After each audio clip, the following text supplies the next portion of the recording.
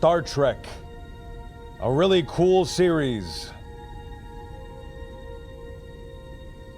The best one is Deep Space Nine, by far.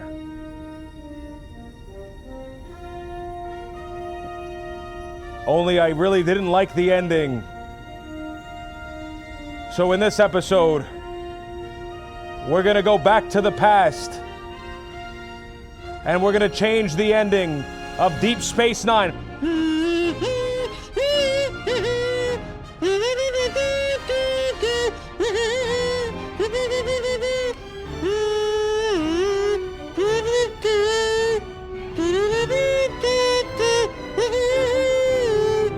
How the thing goes.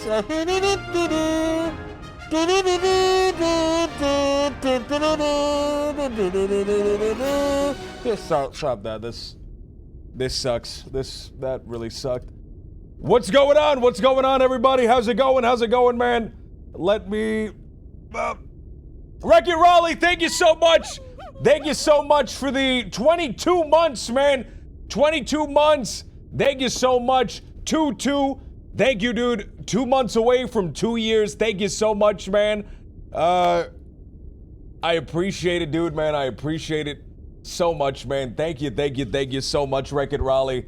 How's it going, man? How's it going, OPD fan? How's it going? The game's not popping up on the screen. Hold on. Come on. Oh, it's red. Now it's red. Ah! Oh, we got it. All right. Guys, what's going on? What's going on, everybody? I have been begging people for weeks. I've been begging people for weeks. I've been saying, please give me an advanced copy. Please give me an advanced copy. I've been messaging the publisher. I've been messaging Paradox. I've been messaging the studio that worked on the game. I've started messaging different cast members of the show on Twitter, begging them to give me an advanced copy of this game. I sent one to Jordy LaForge. He blocked me on Twitter. I sent one to Patrick Stewart. I'm pretty sure that guy doesn't run his own Twitter account. But I've been messaging everybody. I've been messaging everybody to give me access to this game. And then finally, I got a message this morning. From the official Paradox Twitter account in the DMs. And that message said, dude, stop messaging us. We are not giving you anything. And then the game came out today, so I bought it with money. So the game's finally out, man. We can finally play Star Trek Infinite, an official Stellaris mod. An official mod for Stellaris. I am really excited, man. I'm really excited to play this game. I am so excited to play this game. I have irreparably damaged my relationship with all the cast and crew of Star Trek. In fact, the guy that played Barclay was actually sending me a cease and desist letter. He said, dude, if you keep messaging me, I am going to get legal. I'm gonna get my lawyers involved. And he did. Sure enough, he did. And I do have pending litigation. But man, it doesn't matter because we finally get to play Star Trek Infinite. I am so excited. I'm so excited. Guys, let me tell you something about Star Trek Infinite.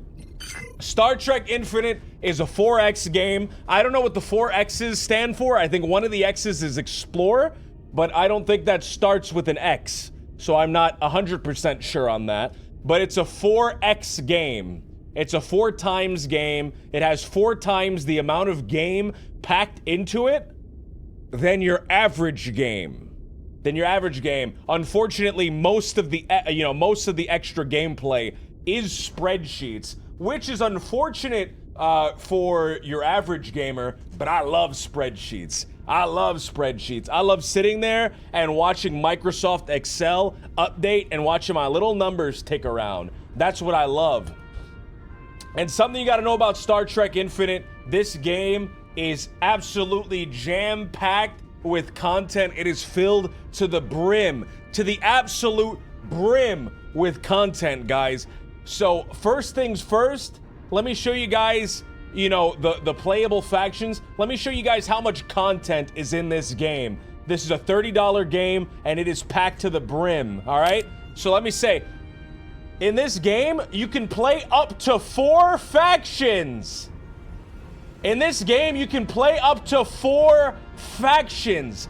That is absolutely incredible. I don't think there's any other game that lets you have that much kind of different factions in the game. You can play 4 of them, guys. 4 of them. 1, 2, 3, 4. Count them. That is, if that isn't jam-packed full of content, I don't know what is. This game was $30. It looks exactly like Stellaris. I paid full price for the game. And in the game, you can play the 4 iconic factions that everybody was clamoring for. Everybody was clamoring for these 4. And first of all, you can play the United Federation of Planets. That's actually the Federation, guys. That's actually the Federation. Man, if you know anything about Star Trek, you know that the Federation, they're a big deal in the Star Trek universe. They are a big deal in the Star Trek universe. They're kind of like, if there was like a main characters, the Federation would pretty much be the main characters. If you know anything about the Star Trek universe.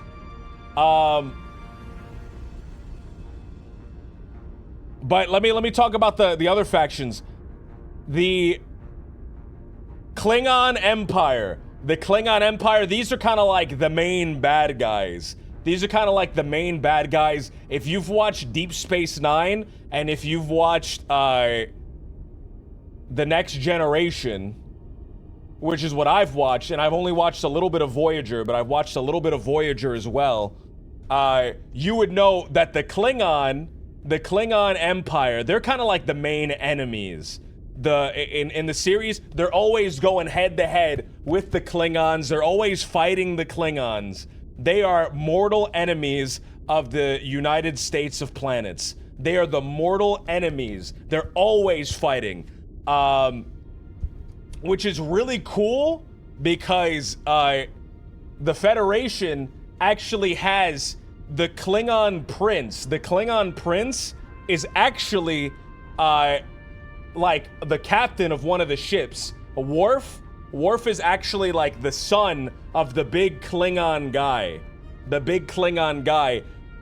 So there's just so much tension there, man, and it's so cool. Love the dynamic between the United Planets and the Klingon Empire.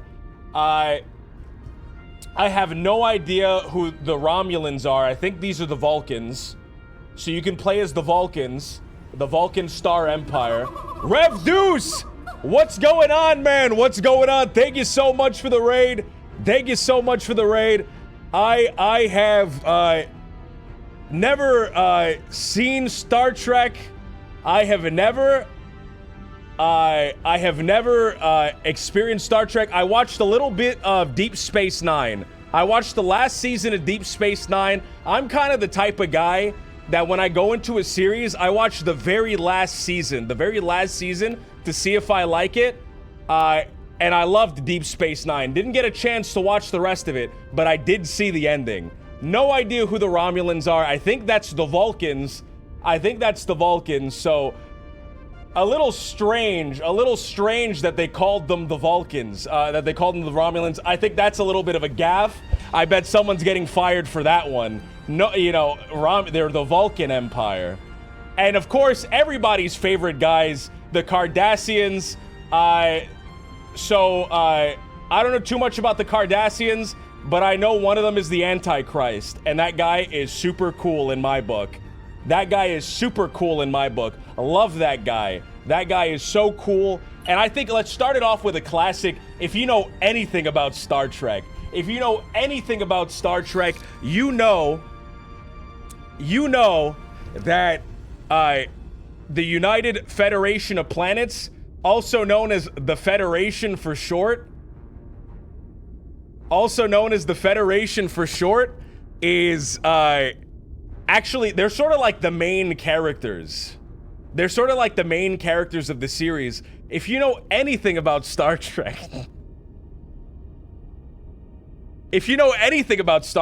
they're kind of like the main characters. Spock, that guy comes from the Vulcan, that guy comes from the Federation. So if you love Spock, man, this guy is regretting rating me, man. You made a terrible mistake. You've made a terrible mistake. I'm gonna make all of your fans so angry, man. I'm so sorry. I'm looking at you. I'm breaking character for one moment. I'm gonna make all of your fans really angry. I'm so sorry. But guys, I actually, because I'm not a big Star Trek guy, I did kind of message lots of the Star Trek cast on Twitter. I messaged tons of people on Twitter. I was begging them for an advance copy, never got it, but I did get a message back from one of the cast members. I'm told that this guy was actually on Star Trek. I think he played one of the minor characters. Let me give him a call. He's on standby. Hold on. This guy played Magneto in the movies, if you guys are familiar with that. Hello? Hello. Mr. It's me. Mr. Stewart, I have to say... Hello, who is this? I'm the guy Who is this? I'm the guy that was messaging you on this Twitter. Number? I was the guy that was messaging you on Twitter. Did Stephanie give you my number? Yes. Yes. Damn it. You can Google that sort of thing now, by the way. I was able to Google where you live. You come up on Google Maps. If you search your house, you come up on Google Maps. Disconnect the call. No, hold on. Don't disconnect the call. Don't disconnect the call. Pewter. Don't disconnect the call. I wanted to... Hold on. I wanted to talk to you so badly. Computer freeze program. I have to...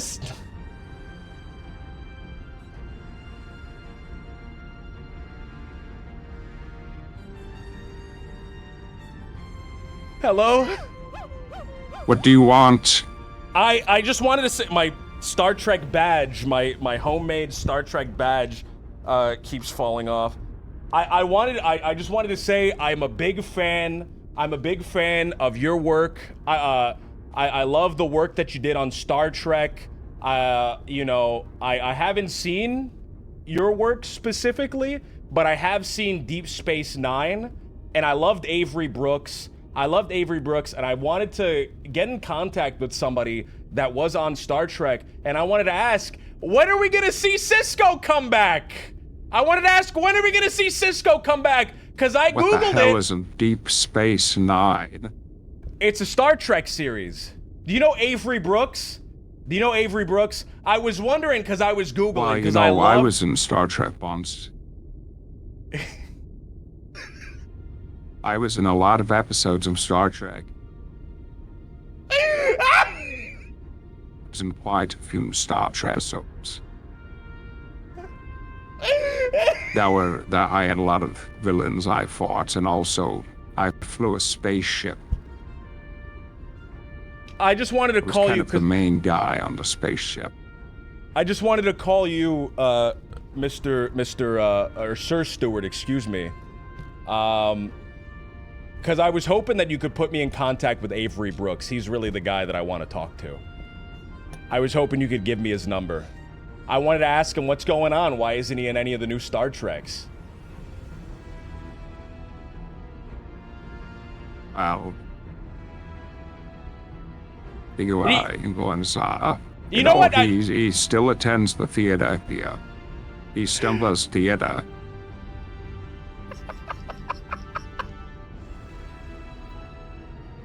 You know what? Never mind. I think while we have you on the horn here, that's what radio show hosts call it. They call the telephone line the horn. While we have you on the horn here, maybe you could help me out. So, do you know what Stellaris is?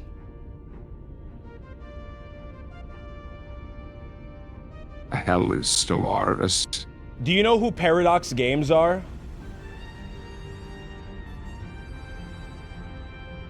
No. Did my wife tell you about Paradox Games? No, so Stellaris and Paradox Games. Stellaris is a video game. Stellaris is a video game about flying around in space. And recently, Paradox Games took Stellaris and then put Star Trek into Stellaris. And it's a game called Star Trek Infinite. You're actually in the game. You are actually in the game. In the video game? Is this something? I'm in a video game? You are in the game, Sir Stewart.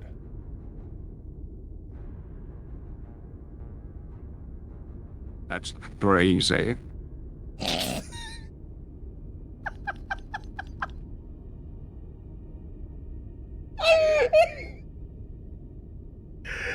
And I was hoping... I've been in a video game since X-Men Legends 2 Rise of Apocalypse.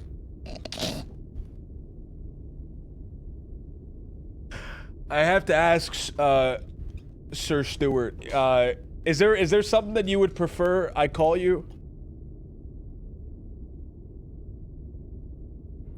Yes, you have a preferred... call me Picard. Okay. Just call me Picard. Mr. Picard, Commander Picard, Captain Picard, I was...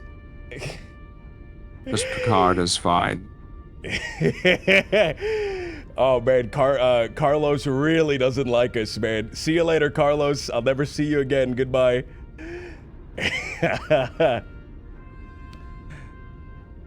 Picard, I was hoping that maybe you'd like to play the game with me. I was hoping that maybe you'd like to play the game with me. We were gonna come in. We were gonna play the Federation of Planets. Those are the guys. That's the people that you were on. That's the side that you were on. Did you see the episode where Wesley was the only one who didn't get addicted to the game? I had. And then the woman or the girl also didn't get addicted to the game, but everyone else was playing the game because the game was too good. I was actually on the forums. I actually read that you guys were addicted to the game, like in real life. That you guys had THQ. It was make great. A real... I loved throwing the ball into the cone. I actually heard that you guys got the THQ objective to of make... the game was to throw the ball into the cup. Yes, you had to throw the ball into the cup, and that was that woman that was having sex with Riker that during sex made him play video games. Greetings, President. I have been assigned to help you on And the got him Federation's mission addicted to to spread gaming. peace and share scientific advancement throughout the known regions of the galaxy. Oh, man. To solve our problems with diplomacy when we are able, and to defend if you need my advice at... I've played Slurs, I don't need tips. Here we are. This is what the game looks like, by the way. Like, this is just what the game looks like. This isn't a loading screen. I actually love Stellaris. I actually love Stellaris. This is not a Stellaris mod, Zoe. Did we this go is to not San a Stellaris. Francisco in this one? Hold on, let me zoom in on Earth. I think that's San Francisco Bring us in the to San background Francisco. Engage. That's San Francisco, California. Home of Starfleet Command. And Starfleet University, where I graduated.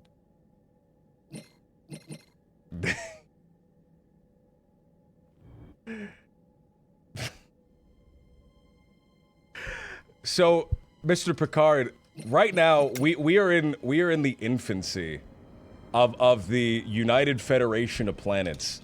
We're a little bit after Captain Kirk time. What's the star date? Stardate 2346. We're in Stardate 2346. We're a little bit after Captain Kirk, I think. We're a little bit before you start popping up and flying around. And we have this open galaxy that we can explore, right? We have this open galaxy. The Federation is not as big as they will become. And we have communications with the Beta Zeds. The Beta Zeds, Diana Troy, iconically, kind of a Beta Zed almost. Sort of like a Is like that a Beta where Zed. Beta Z is? I thought Beta Zed would be a little bit closer. Yes, but I guess Diana Troy. I remember her well. She played my wife. Diana Troy was my wife on the spaceship.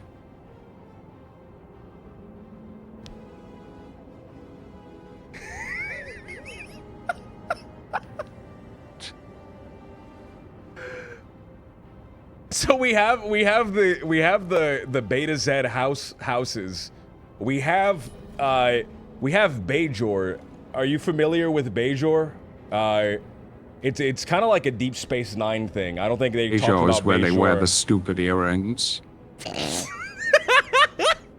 No, I remember meeting. My worst crewmate ever was a Bajoran. I always hated Ensign Rowe. Why did you hate Ensign Rowe? I thought Ensign Rowe was a great character. I thought they were a very interesting character. What's your problem with Ensign Rowe? She was a terrorist. I don't think she was a terrorist. And she I also think that... wanted to wear that stupid earring.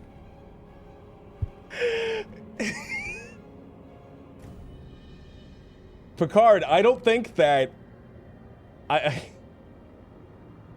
I don't think that Ensign Rowe is that bad. I think you're not giving her a fair shake. I think you're being very mean. I think you're being very mean to Ensign Rowe. I don't know. I don't think it's very fair the way that you're treating her right now. Brett Day, thank you so much for the follow. Rev Deuce, thank you for the follow. Paramount hated all the Bajor stuff. Thank you so much.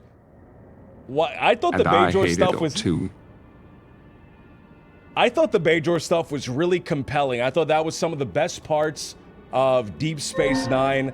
I thought how focused it was around Bajor. No, the best part around of Deep Space Nine was when they had to play the board game that had teleported them into.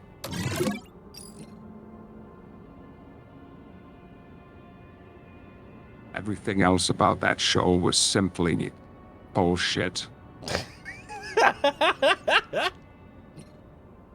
I don't think that's fair. I think Deep Space Nine. We must was penetrate compelling. into the neutral zone. Engage. Okay. Okay, hold on. Picard, if we penetrate into the neutral zone, we will make the Romulans very angry. So I just want to make sure that you know what you're doing before we Remember do the that. episode where I blew up Romulus? I don't actually remember that episode. Was that an episode? My cloned Romulan child destroys Romulus. There was an episode where he blows up Romulus? That was the movie I liked. All right, I'm willing to Yes. break into the look, Captain Picard. I'm willing to break into the neutral zone. I just want to make sure that you're like super serious about that. Attack pattern Delta. Okay. All right, guys, we got the Jean-Luc Picard here. All right, he knows what he's doing. He knows what he's doing. Colonies are disappearing along the neutral zone. Colonies are disappearing. It's probably the crystalline life form. We have to find the crystalline life form. All right, so I'm going to send a ship to the neutral zone that will break our treaty, and we will get attacked. But I have my entire trust in you, Picard. I'm trusting you. I believe in you. So that's why I'm going to do everything you ask me to do. All right.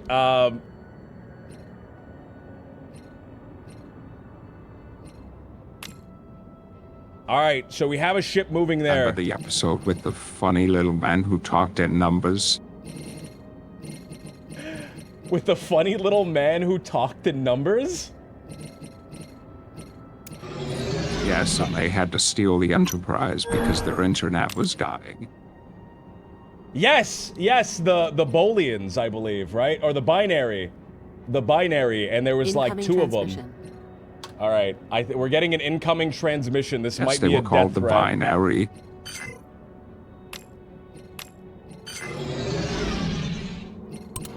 All right, something that we have to address, Mr. Picard, is there are two very important civilizations and matters that need our attention. So, matter number one... We have to go to Bajor.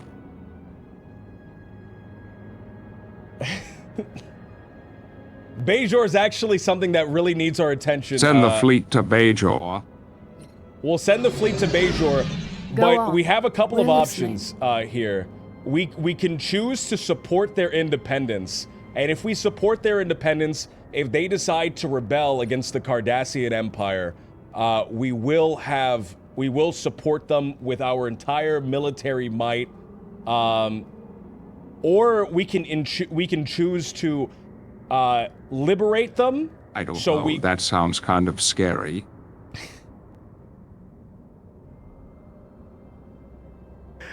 We could also choose to liberate them. And if we choose to liberate them, we come in on their side. We immediately go to war with the Cardassian Empire. We go toe-to-toe with them. And we aim to free Bajor from the occupation. Alternatively, we can insult them and tell them that we hate their stupid crinkled noses. And we want nothing to do with them. Let's. We need to go to Beta Z. Send the fleet to Beta Z. Okay. We have the fleet already moving into the neutral zone. I'm going to start working. No, we cannot violate the neutral zone. You told me to do that! We're already in warp! We're already in warp! We can't stop! We're Neutral warping. zone must be respected. We're already in warp! Alright, hold on. Hold on. Captain, there seems to be another thing that needs our immediate attention. Alright. It looks like the Romulans have attacked. It looks like the Romulans have attacked Kittimer, which is a colony that belonged to the Klingon Empire. So let me read the prompt here. Remember when Worf had a kid? I do remember when Worf had a kid, and then he was Data also... was a cowboy. I don't remember... No, yes, I do remember Data being a cowboy. I remember Worf having a kid, but then, like, really not wanting the kid, and making every excuse and taking every opportunity to, like, pawn him off onto other people. What was with that? You knew Worf. He was like your... He was kind of like a friend of yours. Paramount wanted him.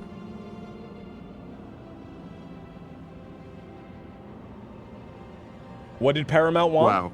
Well, we couldn't afford to keep the kid on the show.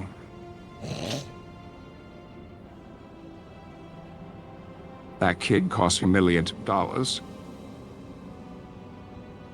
He was paid more than me.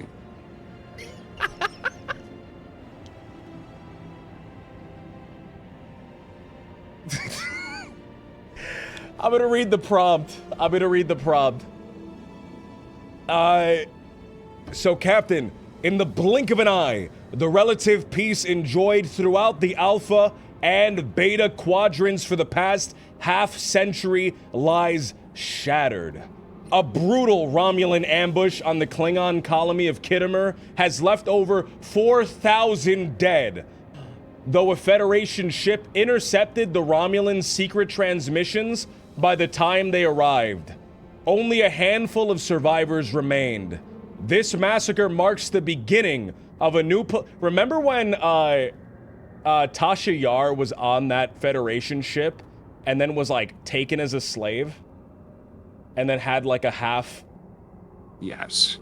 I wrote that child? part into the episode. Why would you write that into the episode? That is such a demented, unhinged thing. Well, because I wanted kind of a Romulan Tasha Yar. I thought it would be funny if Tasha Yar was a Romulan and had to fight us. But you didn't think about the you didn't think about the Tasha Yar implication comes and the from the one ramifications? planet. All right, let's not. Tasha Yar comes from the one planet in the Federation. Let's not talk about what happens on the one planet that Tasha Yar comes from, okay? I think the people that know, and the people that don't know don't need to know. I think that's a little bit of Star Trek lore that can remain outside of the mind and can be completely untouched. Okay, it can be completely Remember untouched. when that guy thought I was giving Tasha Yar to him as a wife, and then we had to have the fight with the big sticks? And the spike balls? That was the spike ball fight. I loved that episode. Whose idea was it to make just such a disgusting planet. To make just such a disgusting, terrible planet. Gene Roddenberry. That came right from the OG creator himself. He said, That was "This is what we directly need." from Gene Roddenberry. Did he ever Yes. talk about? Did he ever talk about what went through his mind? What's wrong with her planet? There were roving gangs of very disgusting people doing very disgusting things to women on her planet. Anything. Brett Day said anything demented and related to sex, straight from Roddenberry. Is that true, Captain Picard? Well, I also had a lot of sex.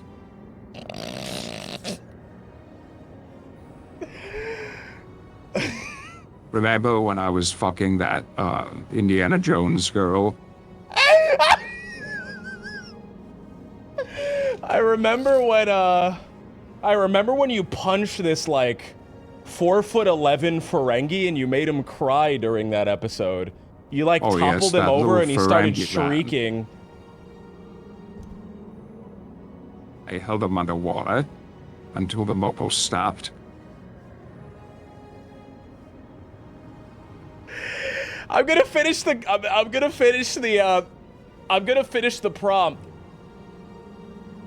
Anyway, I can't finish the prompt. It doesn't matter. Anyway, the Romulans attacked the Klingons. They rat-fucked the Klingons. They snaked them. They backstabbed them. Surprise attack. They killed all of Worf's family and everybody that Worf ever knew. It's making the Federation have to look inwardly and say, how are we going to greet other alien civilizations from now on? Are we going to greet them as friends, or are we going to greet them with cautiousness? So how would you like to greet other civilizations from now on, Captain Picard? I think we need to be friendly when greeting the other civilizations, like those guys were made of crystals or something. No, they were like made of stars, and the translator was like, "Look at this cup." What do I mean when I point at this cup?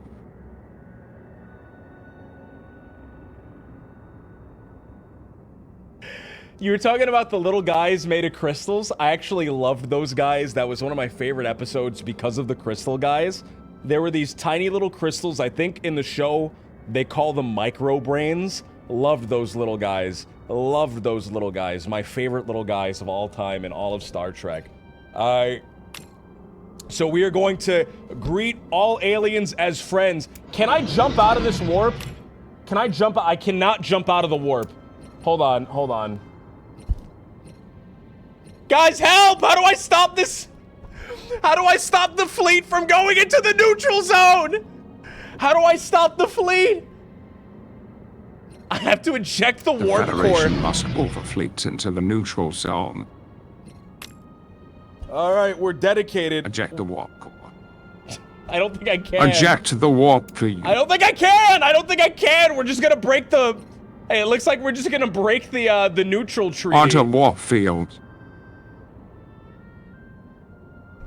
Okay, while we wait for Romulus to declare war on us, let's make some new.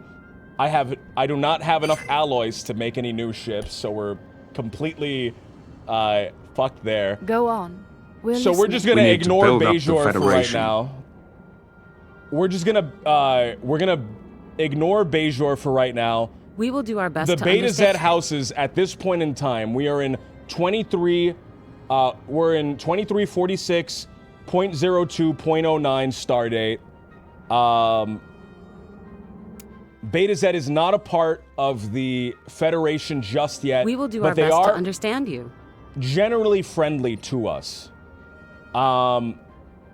If we wanted, we can start improving relations.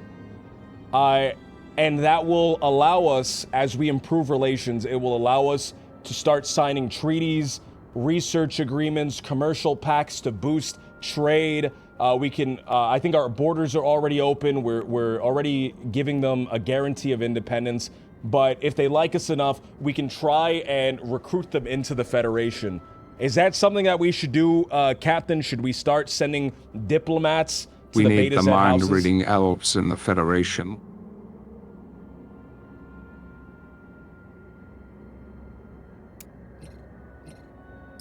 All of our envoys are Tellarites. I don't know. I feel like these guys are not gonna get along with the Beta Zeds, but let's give it a Tellarites. shot. Let's give it a Tellarites shot. are wonderful people. We will do our best to understand you. All right, so Beta Z has requested a research agreement on our behalf. I'm gonna go ahead and accept that. We will do our best I think to that's understand gonna be great. Now that we have a envoy sent, we can form a commercial pact. I'm gonna go ahead and form the commercial pact. It looks like we can request a mission, and if we request a mission from Beta Z, that will that'll give us something to do, and that'll also, if we successfully complete it, we will be able to increase and boost our relationship. Is that something that we should do? Remember that episode where Data's brother had made a home for all the Borg guys and was teaching them emotions?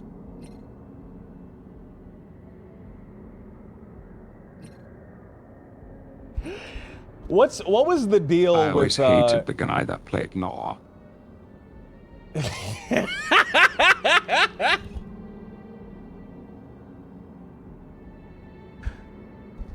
Why did you dislike the guy that played Lore, excuse me?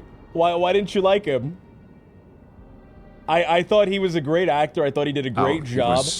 I was always confusing him. Who are you confusing him for?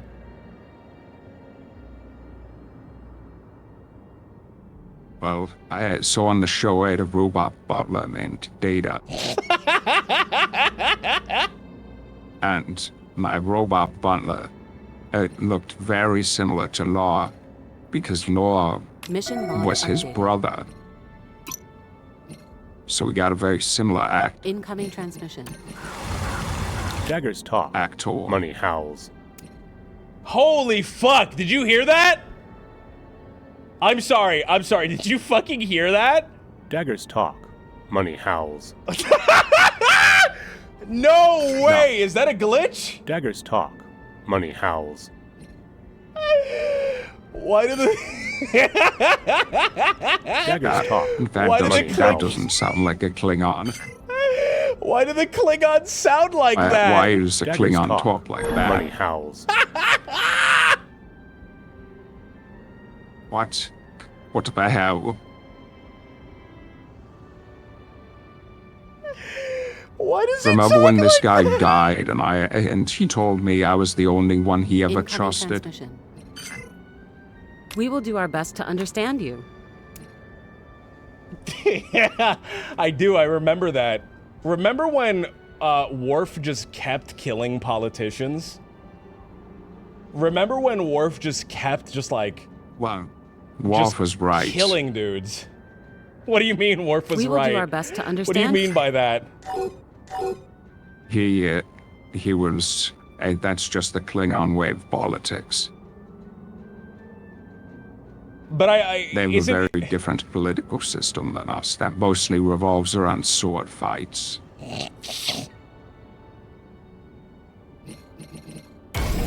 Remember when Worf killed the Emperor? which time?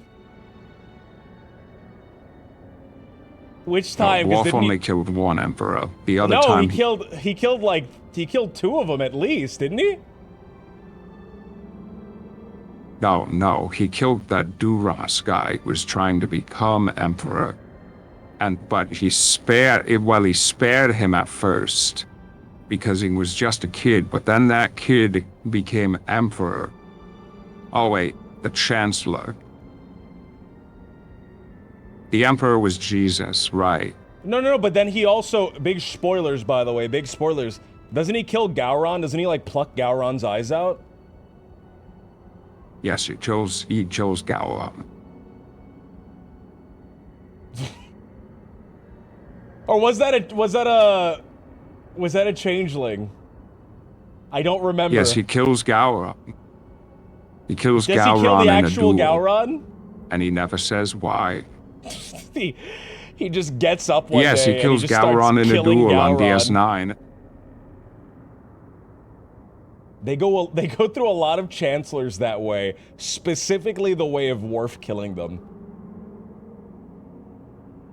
What was the deal with like Worf's honor and stuff? Why did Worf have no honor? You should leave the neutral zone.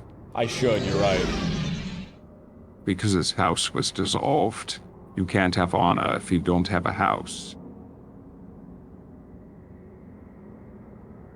Is that why he lived on the Enterprise? Because he had nowhere to live? Yes, no one would let him in the home. Remember that episode where they gave Worf's brother amnesia? Because Worf fucked up so bad?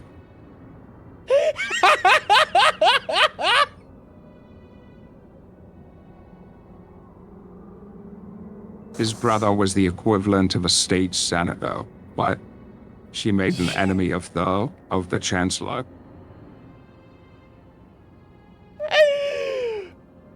I vaguely remember that. Why did they give him amnesia? Because otherwise Worf had to kill him. Yeah, but why? Why did Worf have to kill him? Why did they give him amnesia? Am I doing a huge jump from Wolf? Because he had no honor.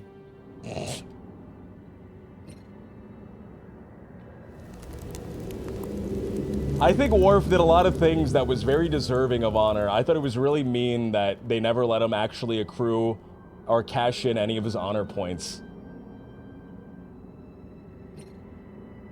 All right. The bottom of the plot. We are getting to the bottom. We are getting to the bottom of the January 6th Kittimer plot. We are getting to the absolute bottom. We're going to discover what happened. We're going to discover who exactly stormed the Klingon capital. So stand by. We'll let you know once that updates. We should move our fleet out of the neutral zone.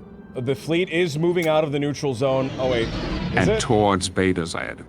All right, we can. I actually can't move into Beta Z because our borders are closed. Bring us to Risa. We're going to Risa. I don't know where Risa is. We have Earth, Let's we go have to Angoria, Risa. we have Vulcan, and we have Teller Prime. I think we don't have Risa discovered yet. Hold on. That's Denobula. That's Denobula. Oh, Risa. We don't have Risa colonized yet. We need to colonize Risa and build a weather control system. It looks like the weather control system is already on the planet. I don't know who built it, if it wasn't us. But it looks like it's already there. The Risings. There's a race of beautiful women on Risa, and the only thing they love to do is have sex. Have you ever gotten a Horgon before? Maybe from a coworker? What the fuck is a Horgon? What the hell is a Horgon? Horgon. Spell that for me. Forgon is like a fuck Oh, a me Forgon. sign. It's like a fucking sign. Forgon. What? How does that work? It's like work? a religious that artifact that says you want to fuck. What is? I don't think I've ever gotten one of those before. What do they look like? And then when you're on ride, they look kind of like a wooden thing.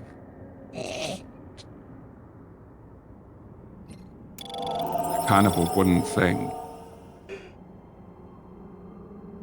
Okay, so you get these when you're on Ryza, and then what? What happens once you get these on Ryza? Well, you'll know.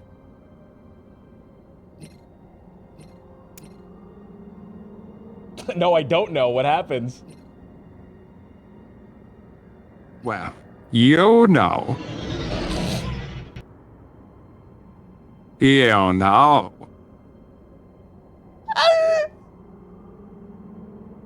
When you got the Forgon.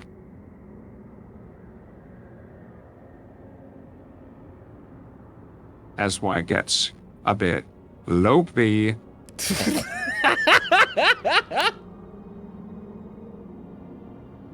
Well, it basically tells the bitches that they can give you MDMA.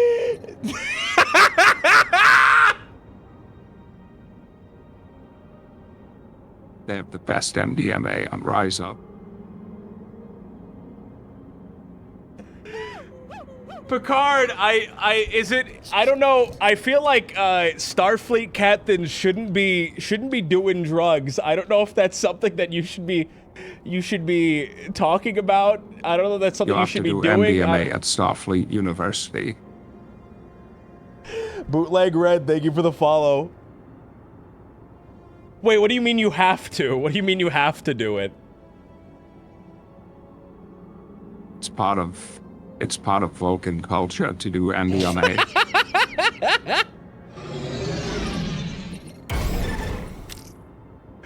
So the first time I did MDMA was in San Francisco. Tell me a little bit about it was just before I got my heart stabbed out by that Nausicaan. Remember when that Nausicaan stabbed my heart out and that made me cool as fuck? I do remember that episode. I do remember Q shows up. He sends you back to the past, kind of Samurai Jack style, back to the past, and he makes you just like this huge loser because you didn't get stabbed in the heart. You just become this huge loser. If we can talk about the past for a bit. Sure, of course. I think the past was better because now all people ever do is throw disc into cone. They only want to throw disc into cone. You walk past these people on the street and they're all wearing the glasses and they're all throwing disc into cone. They'd rather be doing disc into cone than anything else. It's killing everyone's attention spans. It's awful. I liked life better before it was all these kids playing disc into cone. It sounds like you don't You have walk around the streets of Paris, France now. And it's all these disc and cone hits. It sounds like you don't have a very high opinion of gamers. It sounds like you're very kind of anti-gaming. Is that right? I love gaming. What's your favorite game? But gaming should be done in a holodeck. My favorite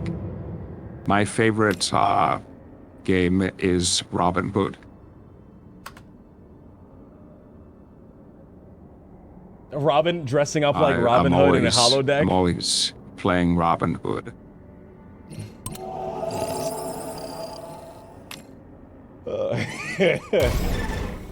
What is it about dressing up like Robin Hood that appeals to you so much? Dressing up in the green spandex, hugging your skin, a little bow by your side. I just love old shit. I just love that old shit. You know? Old stuff. I do know in a couple of episodes... So I'm always playing Robin Hood. I'm always playing Galileo. I'm always playing I'm always playing Revolutionary War.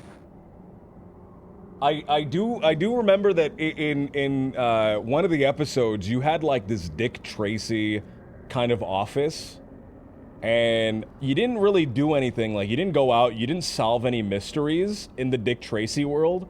You were kind of just always in your office drinking. What was like the inspiration behind making that holodeck program, where you're Dick Tracy but you don't solve mysteries? Well, I just kind of like sitting behind a desk and hot women walk into the room and put their leg up on the desk. And then they say, oh, my husband has been killed. And then usually, I don't get much time in the holodeck. I've got a lot of responsibilities.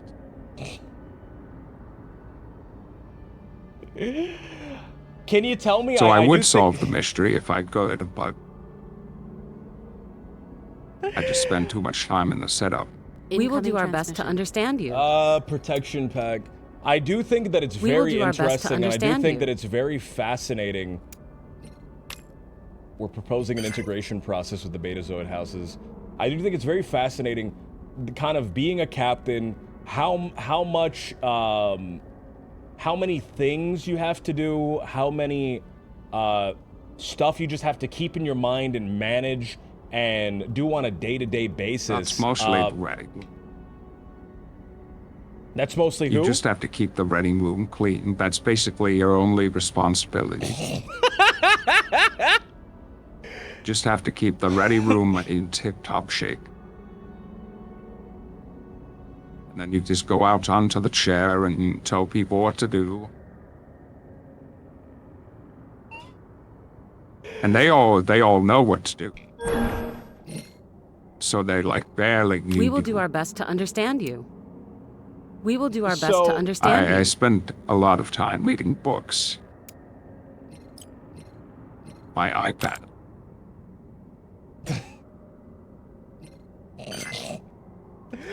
I have about there 15 must be- iPads in my office. There must be something about being the captain that, you know, not everyone could just be the captain, right? Not everyone could just show up one day and just start Well, pointing their most people finger. could just be the captain. No, I don't believe that. I don't believe that. The captain it's at the end of the Very day simple. has to make very tough decisions. The important part of being the captain is believing in yourself and having fun.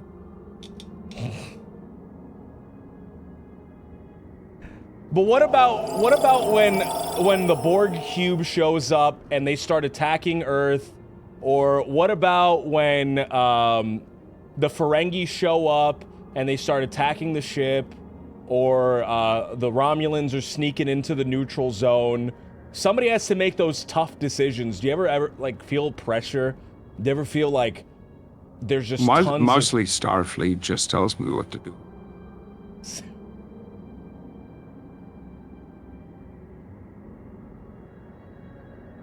Yeah, the So you don't have Wolf to- 359 thing was a big accident, big embarrassment, but we all learned something from it. And at the end of the day, I think everyone's grateful it happened. I disagree. I don't think that's the case at all. I think Benjamin Sisko would beg to differ. I think that he would. Benjamin Sisko has always hated me for no reason. He's been very unfair to me.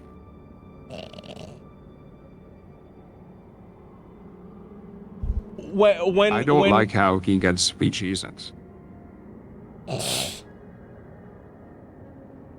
You don't like how he gets to be Jesus? How come What- he gets to be Moses? What would? let's Remember say that let's- episode? Remember that episode where I'm Jesus to Ray Wise? Ray Wise is in it, and I'm Jesus, and they start like going crazy. So I have to tell them to stop worshiping me.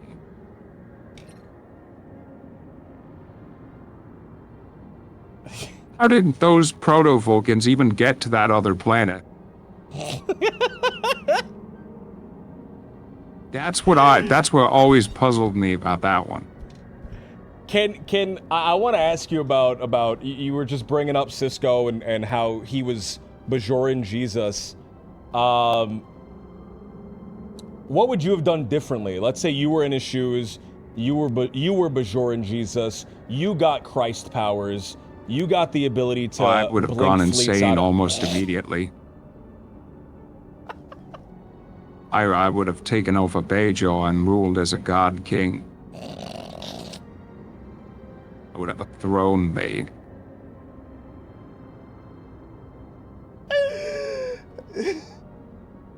Fuck Starfleet.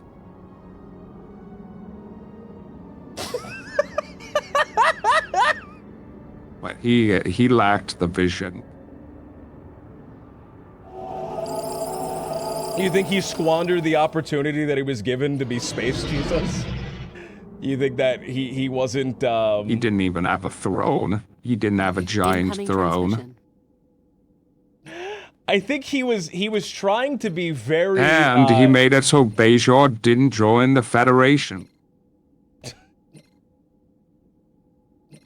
The bastard. Well, he really did us a favor. What makes you say that? Why do you say that was a favor? Can you imagine if we had a... If we had a race in the Federation that just believed in their real gods? But here... It would be insufferable.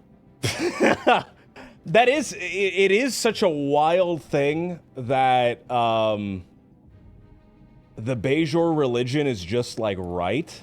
It's just, like, objectively correct. Did you ever think of maybe kind of converting to the Bajoran religion? Well, just while it I was in just prison, I objectively actually right? converted to the prophets. But that was more about gang affiliation.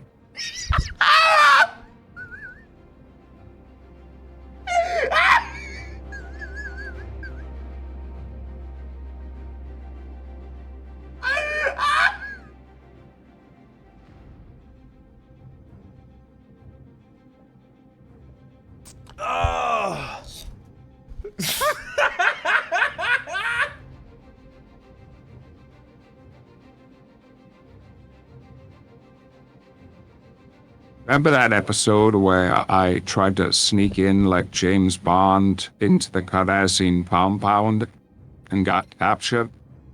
I was actually in regular General Pop Bajoran prison for about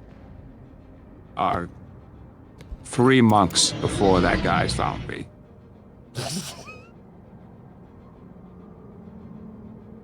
What was it like? What was it like being in prison? And obviously I couldn't join any of the Cardassian gangs.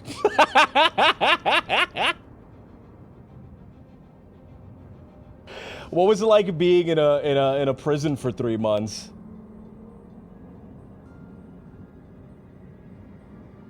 It was kind We of will do our like best that to episode understand you. where the chief got stuck in prison for 20 years in his head.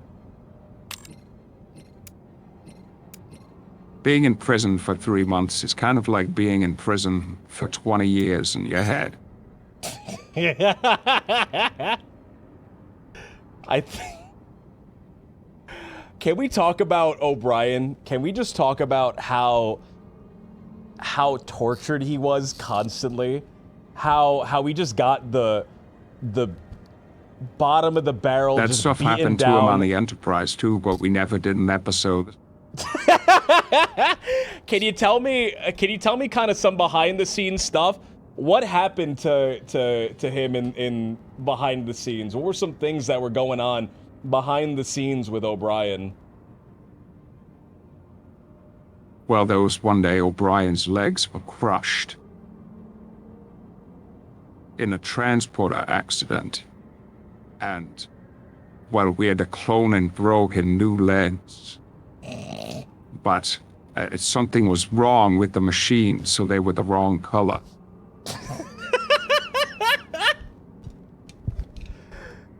And so there was this one week where O'Brien was just walking around with the wrong color of legs. Like, we That's couldn't see it under his bizarre- uniform, but he was obviously very uncomfortable about it.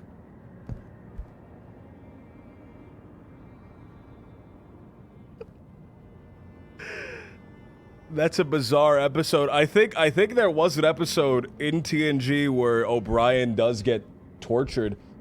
Isn't there an episode in TNG where Well, that was his wedding. that was his wedding, right? And you get stuck in an elevator with a bunch of kids, or am I thinking of a different episode? Was that No, that was Emergency. That's the one where the ship's blowing up. He's stuck with Ensign Rowe on the bridge. And Worf has to deliver his baby in 10-4. Lally O'Brien was born in a bar. That's how you know she's Irish. Okay. Jean-Luc Picard, everybody. Moving on. Moving on.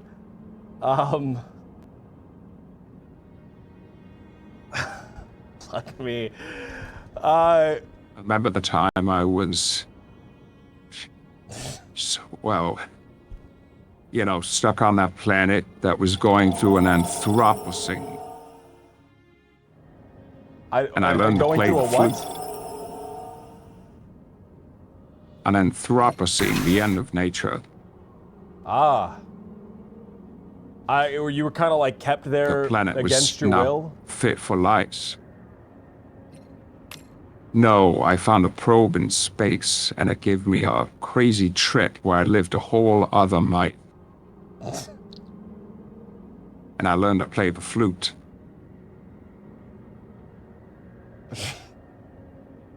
And in their culture, I was a crazy old man.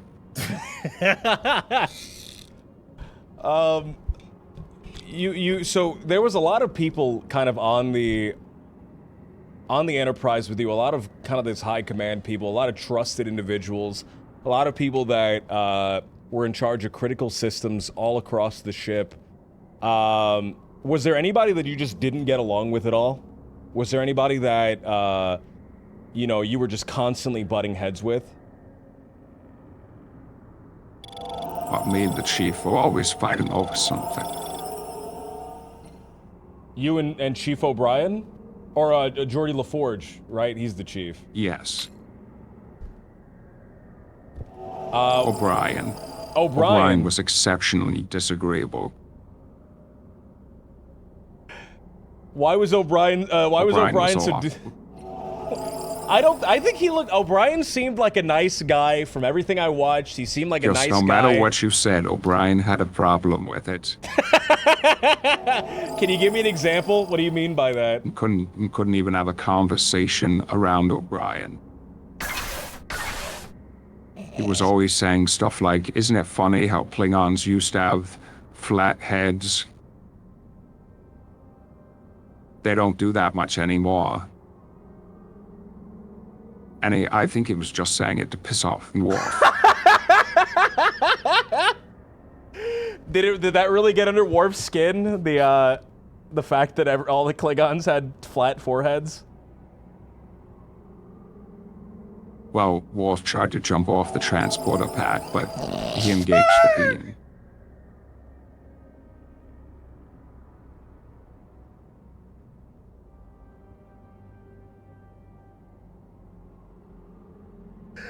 We are slowly inching our way. We have yet to discover a single star system. I'm gonna speed the game up.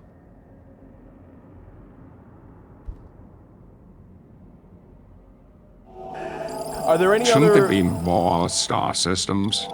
Construction finished. We only have Like the game between only all has these half of the galaxy.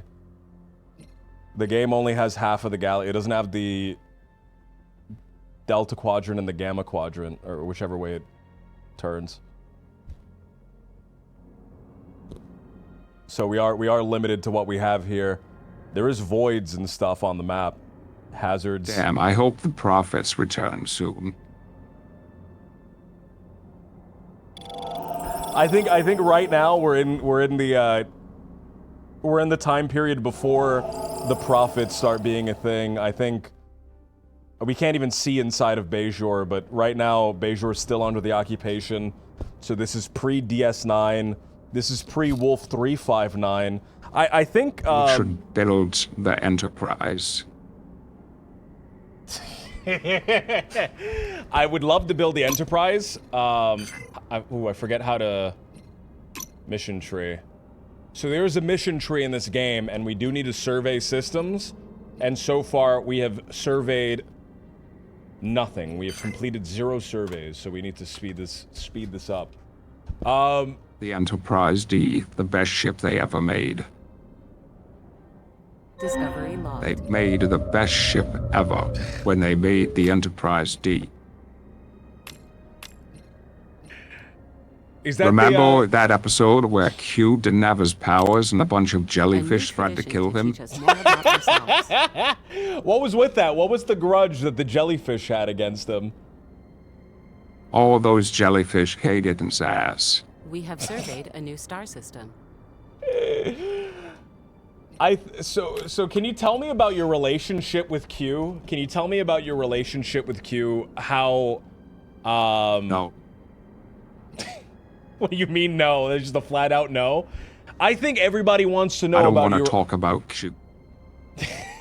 Hold on. He stole my Indiana Jones girlfriend. So there's some animosity between you and Q. I always took Q. He always seemed like a guy that was trying to like be your friend, but he was doing it in a facetious way, where he was kind of what's the word? He was kind of like bullying you almost.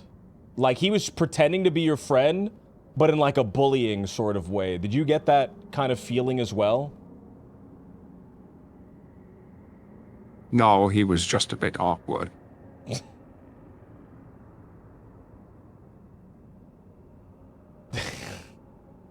So you haven't kept in contact with Q. You've been kind of holding a grudge against Q this whole time, because of him stealing your Indiana Jones girlfriend.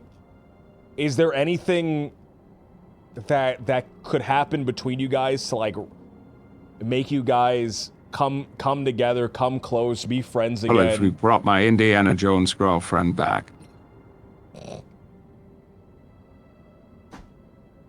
I miss Vash. Is that the only thing that'll... Remember when Cisco punched Q in the face? I don't remember that because the guy I was watching Deep Space Nine with said we are skipping this episode and would not go back to watch that episode. So I have not seen that actually. The guy that I was watching the series with, Well, that adamantly episode actually is refused. really good. That guy sounds like a dork. I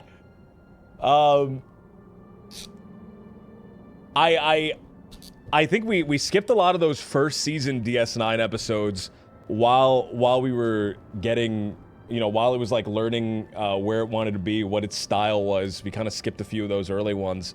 Tell me about kind of the initial TNG, kind of your initial run as the Enterprise captain. Well, I thought what growing pains did you my have? initial run as the Enterprise captain. I thought it was great. I loved when Q brought Riker to the planet where there were pig Napoleonic soldiers. Tradition accepted. I thought that was really fun. And then, of course, A Matter of Honor, my favorite adventure of ours. Is that the one where Q turns you into Robin Hood, and you have to save? No, that's the one where Tasha Yar has to marry the guy. And we fight with spike balls.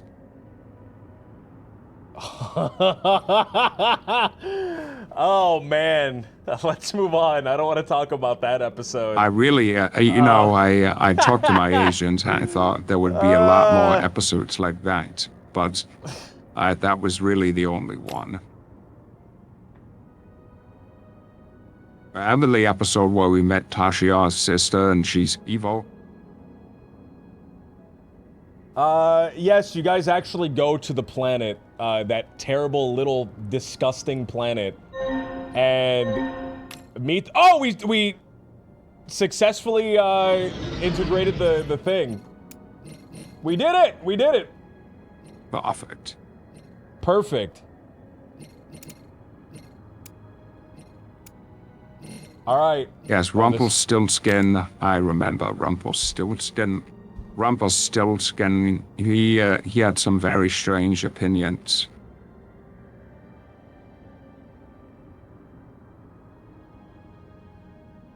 Beta Z fleet. All right. I don't remember. I don't remember Rumpelstiltskin. I don't remember. What happened? He was haunted by Rumpelstiltskin. I do not remember that episode. Yes, Rumpelstiltskin showed up and wanted O'Brien's baby. Is that the episode where? No, that's not the episode where O'Brien's daughter lives 20 years in isolation and then appears 5 minutes later. Yes, as remember when O'Brien's cave daughter woman. becomes a caveman?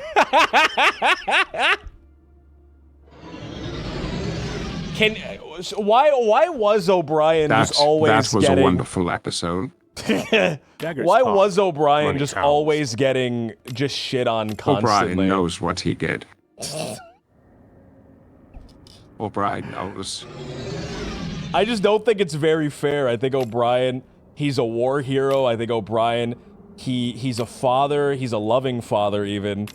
I just don't think it was very fair that he was constantly being tortured 24/7. He was getting trapped for 20 years in his mind. He was being his wife turned into the devil for an episode. I just don't think it's very fair. You're telling me all this stuff that O'Brien did behind the scenes, and I can't believe that We have surveyed behind the a new scenes star he was just system. kind of like just a terrible little man. Just a terrible little man. Can you tell me some more things that he did? Can you tell me just some more, like what else did Brian he, would like... always smoke in the corridors. Was constantly smoking. Was constantly replicating Marlboro Reds Research modeled. and smoking them and spitting big loogies of Surveyed a new star system. black tobacco spit on the carpet of the Enterprise. You can see it in a few shots. It's oil from O'Brien smoking. He would smoke on the bridge when it was Worf's watch.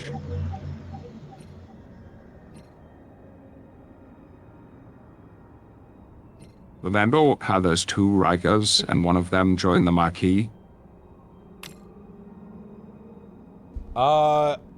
And then I'm one gonna be prison. honest with So you. there's a Riker in prison. I think I skipped the episode where Riker gets a clone or gets like a second Riker. Can you tell me what happened? I completely skipped that episode. I'm gonna say it, man. Can't stand Well, Riker. that Genuinely. Riker is pissed at Riker. Why is he Riker and angry at I, Riker? we are great friends. Because that Riker stole his life while he was stranded. I see. I can't. I really dislike Riker, man. I can't stand him. He just seems smug. He just seems Riker's kind of just like a classic type an asshole. Kind of a Me and little him kind of get along. crybaby, constantly crying. I saw the episode where the guy, he's trying to like get everybody ready to fight the Borg, I think, and Riker's just crying the entire episode.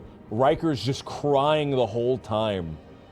I can't stand the guy. He's petulant. He's smug. Well, I He's- wasn't there for that. You should go back and you should watch that episode. He's just crying the whole time. I've only known Riker to be a professional officer.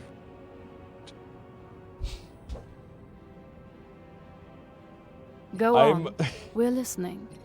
A new tradition to teach us more about ourselves. So we do have two. Hold on, we do have two. That doesn't sound like a Cardassian or a Bajoran.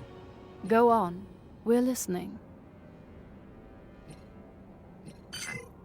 Jolan True. At least that kind of sounds like a Romulan. Our union greets you. That's kind of like a Cardassian. That's like almost a Cardassian. That sounds like a party. Daggers talk. Money howls. What the fuck is this Klingon voice that is so not a Klingon? bad! That's not a Klingon. I'm gonna boost our relationship with the Klingons. It looks like they're receptive to us because we kind of like helped them. We saved their ass at Kittimer. Yeah, well, we tried. We saved like 3 people. We saved Worf and like 3 other guys.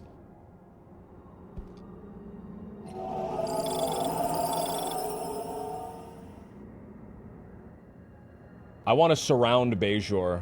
I want to like get behind Bajor and start surrounding it with my own units, or my own outposts. Wolf 359 seems like it has something. We're gonna go to Wolf 359 and we're gonna build an outpost there.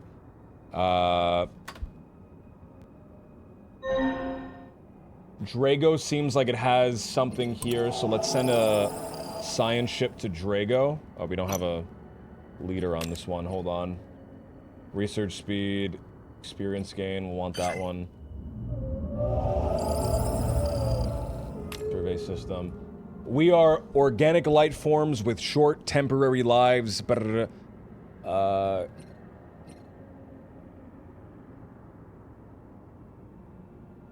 Oh, that just sucks. We'll get that.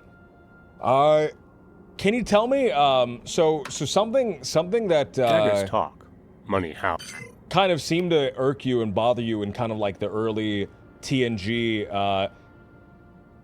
well, you've always hated kids. You've always had like a passionate hate against children.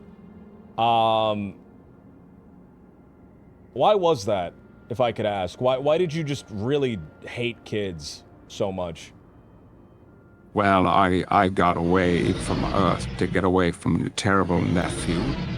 My terrible nephew, ever since he was born, people stopped paying attention Daggers to talk. me. Money So howls. I had to join Starfleet. So that was And when your I drive graduated Starfleet University and they made me the captain of the Enterprise, I thought I'd never have to see children again. Because I'd just be on my spaceship flying my spaceship. So that was your main kind of driving factor in Yes, my awful nephew.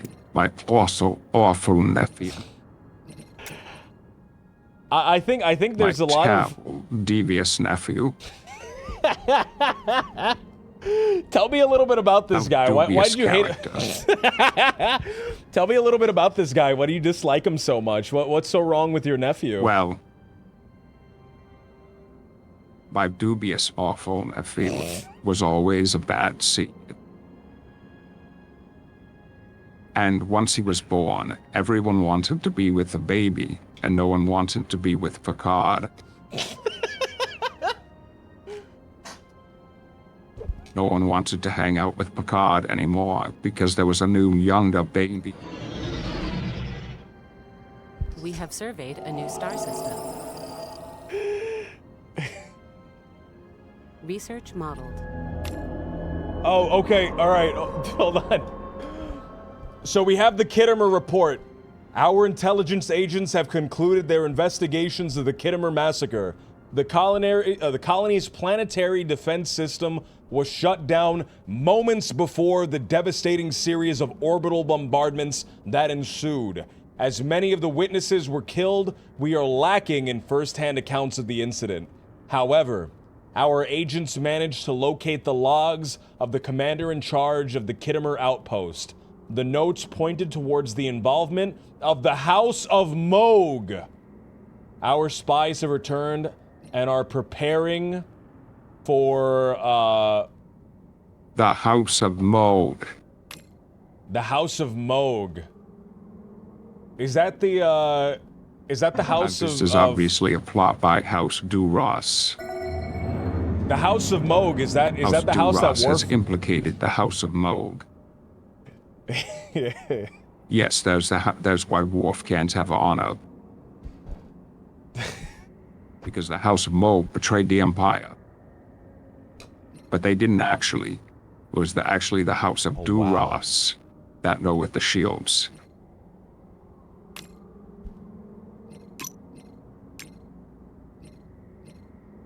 Wow. That's absolutely incredible. That's absolutely insane. And I had to absolutely sword incredible. fight that House of Duras guy. And I won a sword fight with a Klingon, and they made me an honorary Klingon.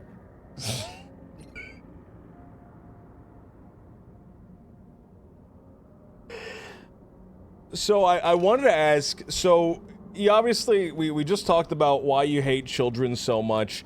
That very first episode, a little creature, a little guy named Wesley Crusher steps onto the bridge with a big, goofy, stupid smile on his face.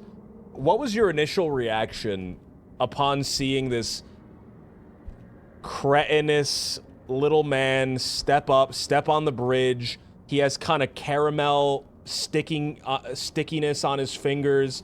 His hands are sticky. He has a stain on his shirt.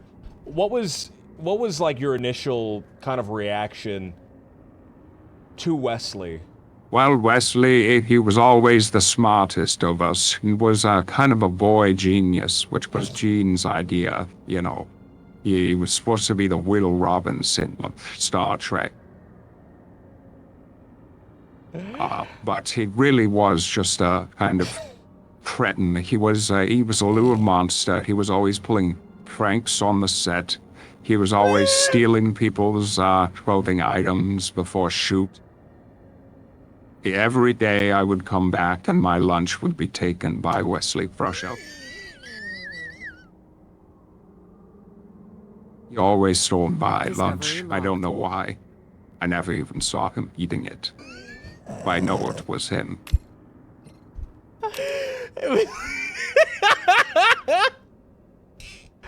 Is that why Wesley kind of gets written off of the show? Was it entirely due to backstage kind of No, of he had to politics? go to school.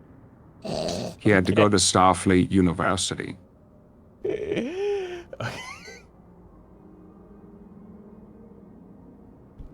So he would get in that shuttle accident. Remember that episode? I remember where he... Where the like- Junior Blue Angels crash all their ships? I remember that a little guy died. One of the students died doing that. Oh, a terrible tragedy, a terrible, awful. Look at that big incident. hole in the middle of the Romulan Empire. What is that? What is that little hole over there? That's Remus. We're sending a Establish a colony. we're gonna send a spy ship over there. I think I would love to see what's going on in that. So we're warp driving into deep into Romulus space, but they don't own that little bit of territory, so we should be fine. We need to discover that. There's a science ship that's not doing anything. Hold on. Oh, this one got searched. Fuck. Survey system. Survey system. Okay, Wesley Crusher, man. Wesley Crusher.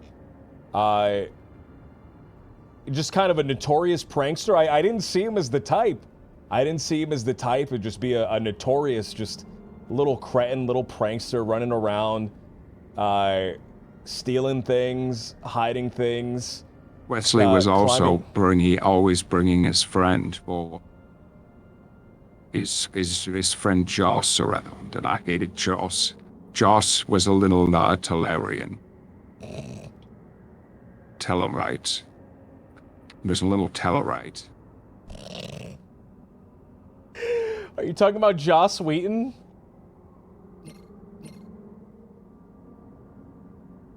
Yes, Joss Whedon. I don't He was think a Tellarite. I don't think Joss Wheaton was a Tellarite. Tellarite child. I think Joss Wheaton was a little human He was a child. little Tellarite. Why do you think kept he was a little... bothering us with his annoying way of talking?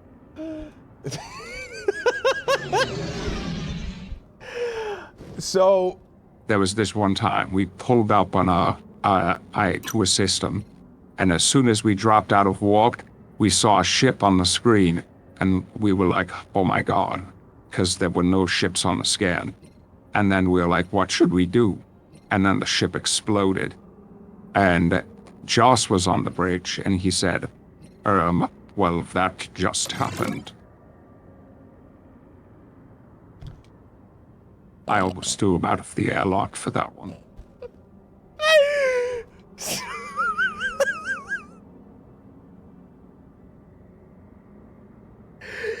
So I was reading something recently. I was looking something up recently. I found out something recently, and I found out that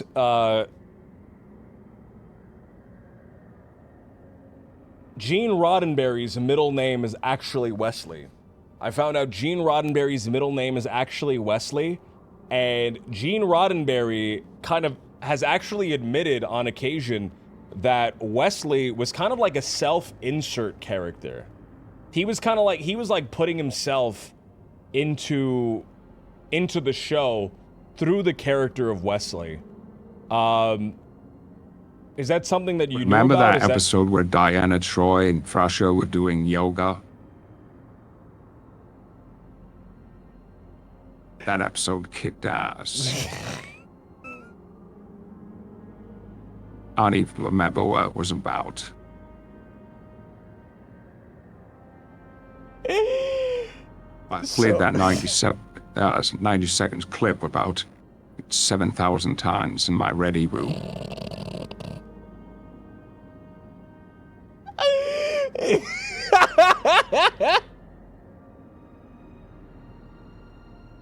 So, I wanted to go back. I wanted to ask about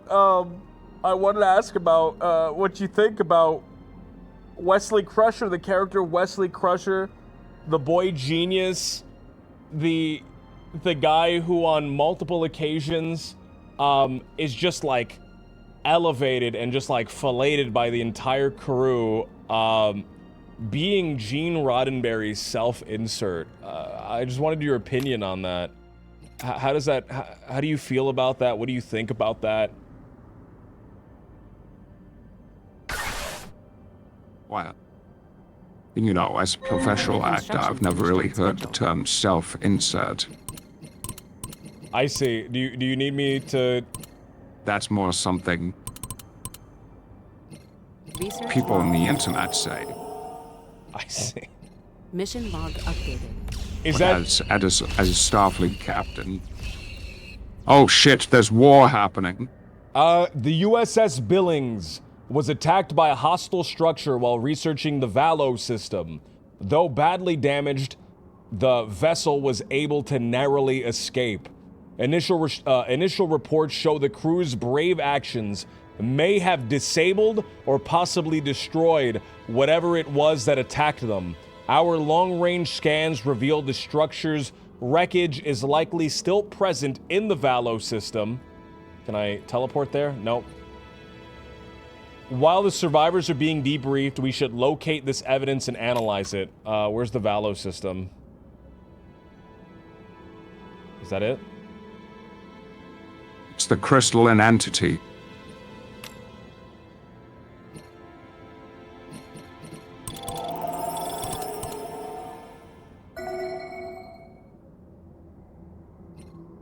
Alright, that is the Valo system, okay.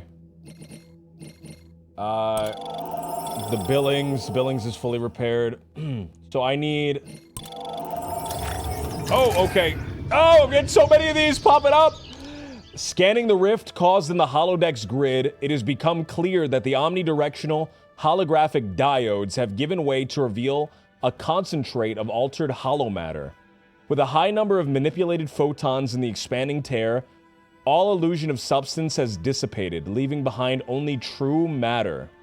A physicist aboard the ship has tentatively called the new rift a new kind of hollow dimension, believing it to be much more than a pocket in the universe. Captain, what... That's crazy. What do you think about that? High number of manipulated photons in an expanded tear. We should analyze the hollow dimension. Alright, we're analyzing it. So Captain, what are your thoughts so far on Star Trek Infinite? Is it is this a accurate simulator? Is this an accurate kind of simulation of what it is to be a captain of Starfleet? I was always a captain, so I mostly just sat in my ready room and then also on bridge. So this is it. No, this is not like what it's like to be a captain.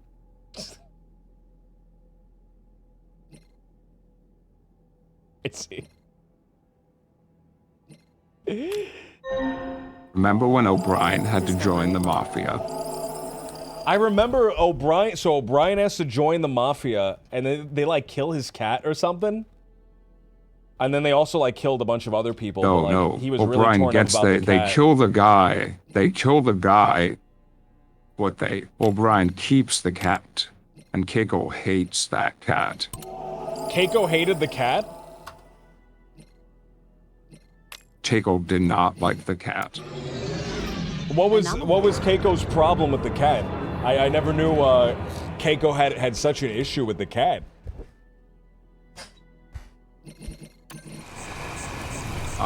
She was allergic. She was allergic?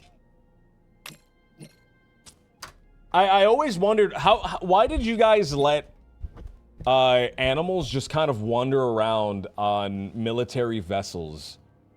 What was with that? What was like the thinking behind that?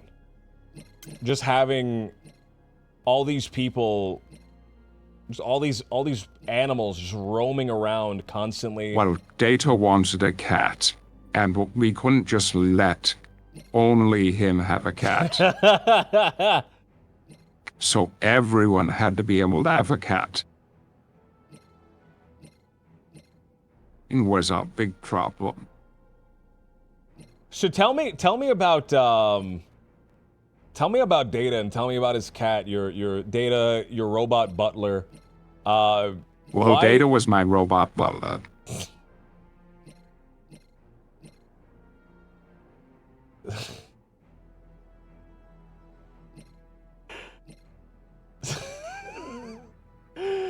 So, Data, I mean, why did you guys let him keep a cat? Wasn't there any concern that he wouldn't have the proper ability to kind of properly take care of a cat? In the sense that he wouldn't be able to give it, like, emotional affection?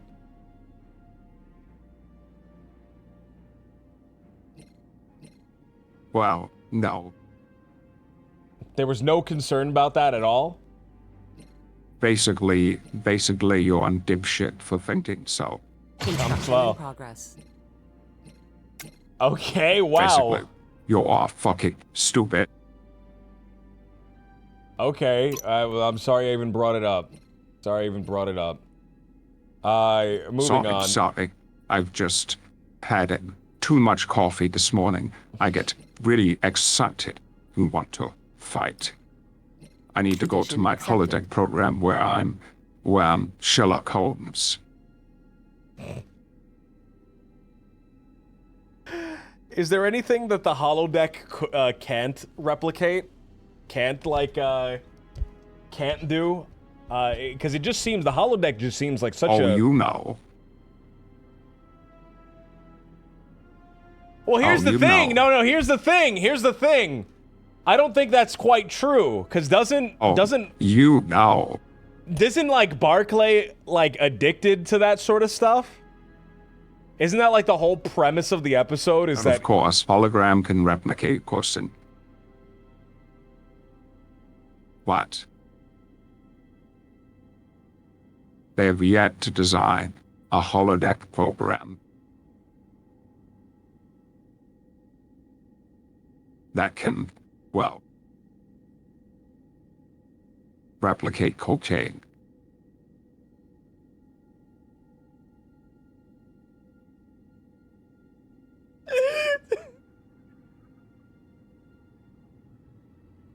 Isn't that just something that you can get in the replicator?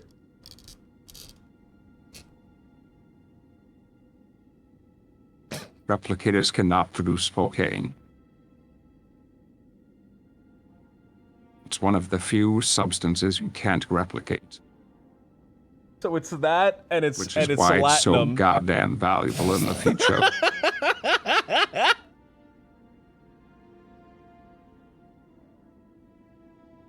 Most of the Federation's economy is tooled towards producing cocaine and dilithium crystals. My thing keeps falling off. My badge, my comm badge keeps falling off. Computer, Tradition accepted. locate Commander Data. I haven't unlocked data yet. I don't Computer. unlock them till later on. Computer. Computer, respond. I don't think the computer can hear you. Computer, search data banks. Computer, search data banks. Jennifer Aniston. Jennifer Aniston movies.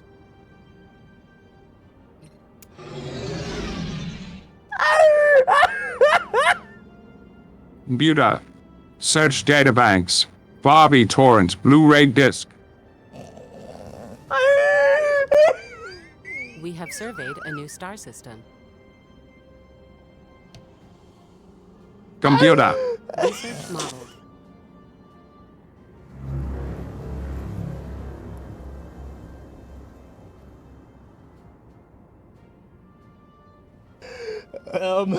What's happening on screen?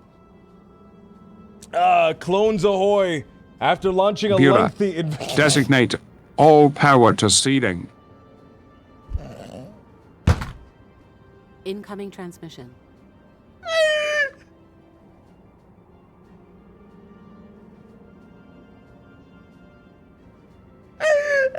Redirect life support to downspeed.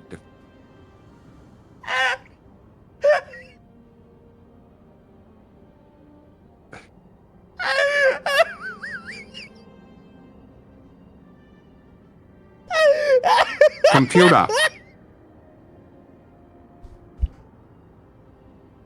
Assassin's Creed, Black Flag, Sick Girl Repack, Torrent.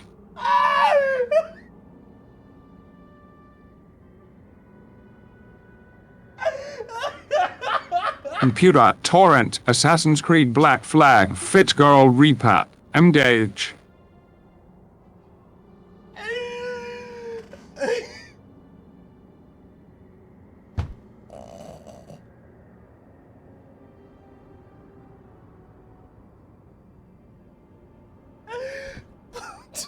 Clones ahoy! After launching a lengthy investigation... Oh, this isn't staying on anymore. After launching a lengthy investigation, our xeno-archaeologists eventually locate the shipwreck buried amongst the debris of a small Computer, island on Drake. resubscribe to Spotify Premium.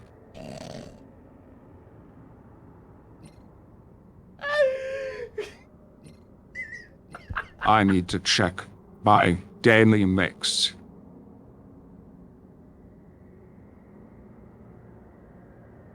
I love old music too. I basically just listen to the Monkees.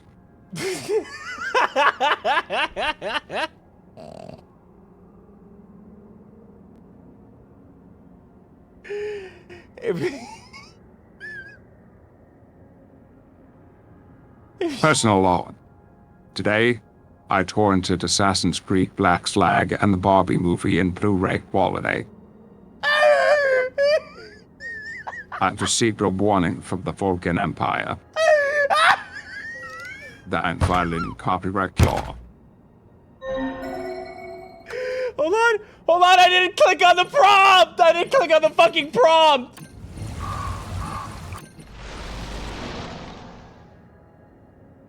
How's this game? How's this game? It's Stellaris, but Star Trek. If you like Stellaris, you'll like the game. I'm sorry, I haven't been able to play the game. I'm currently on communicator. My communicator badge keeps falling off. I'm currently on comms with Captain Jean-Luc Picard. I'm currently on comms with Captain Jean-Luc Picard. Jean-Luc, do you have any, like, general directives you want to give? Is there any general directives you want to give out? Anything you want to say to the rest of the crew, to the rest of the entire crew? It's falling, it keeps falling. Geared up. Replicate. Fentanyl lollipop.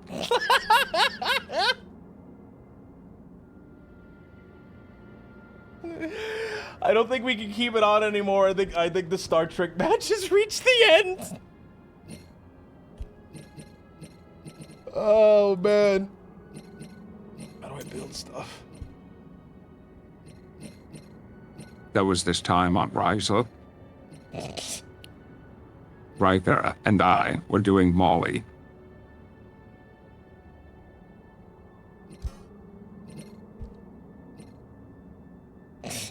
I'm sorry, what did you just say?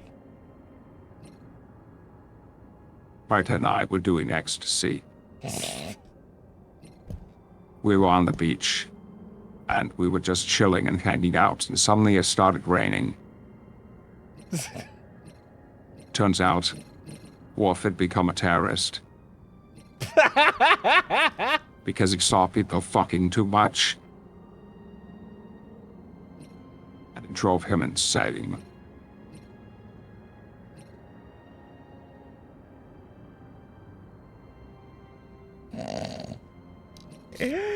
Why was Worf so easily radicalized into...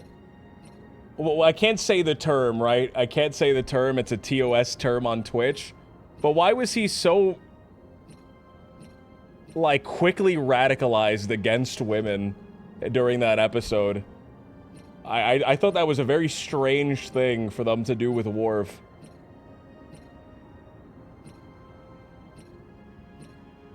Worf's just, you know, a traditional kind of guy.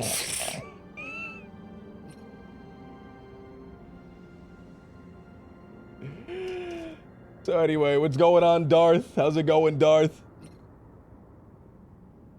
Do you have anything you want to say to the entire crew, Picard? I don't believe you, I don't believe you said anything. Is there anything you want to share with the entire crew while they have you here?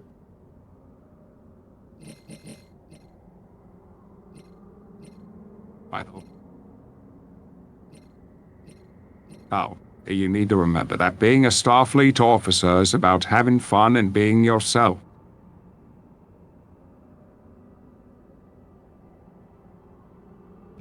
So there's a lot of times where just dozens and dozens of people, hundreds even, die on board the Enterprise. Their consoles kind of explode in their face. I don't know why they were, you know, set up to do that, to like explode and kill you with explosions. But that's something that happens all the time. Is crew morale ever like ever an issue on on No, the everyone Enterprise? loves being on the Enterprise. So the crew morale is never an issue. It's such a great thing to be on the Enterprise with me, Jean-Luc Picard.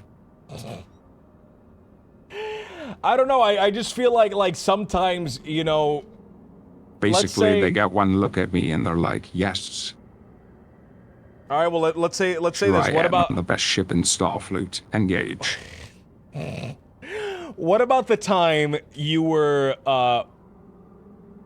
melded in with the Borg? You were not on the ship. You were melded in with the Borg. You got all that stuff put on your face. That wasn't that bad. That wasn't that bad? Can you share that experience with me? Can you share? I think people blow that out of proportion a lot. Can you share what it felt like to be a part of the Borg? What was Well, running did you through your watch the mind? episode where I had PTSD? Yeah, you had PTSD for like 5 minutes, and then it kind of went away. You never never brought it up again. Well, I still struggle with it.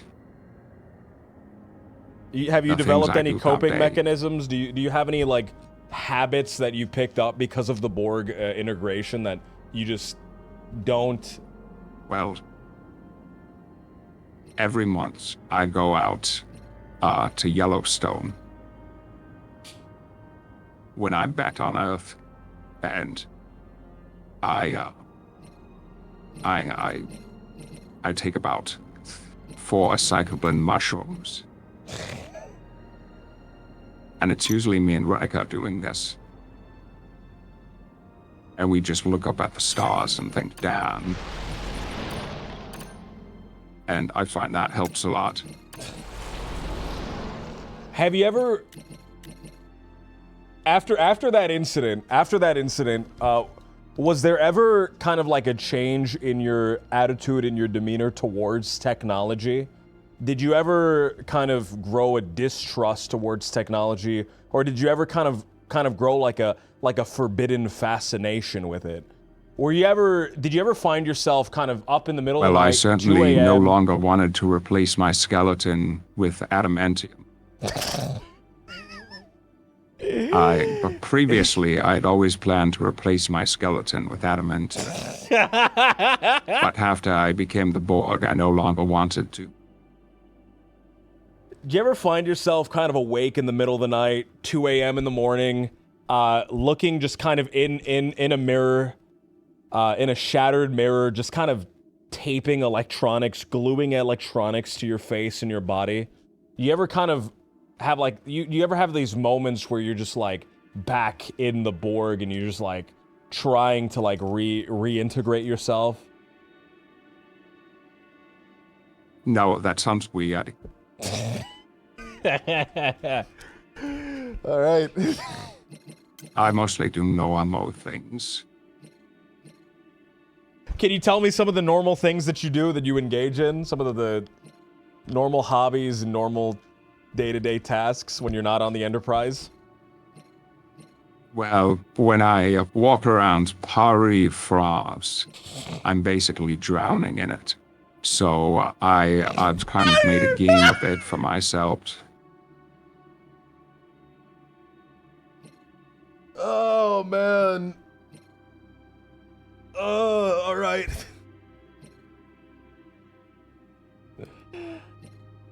I need to get more jobs, but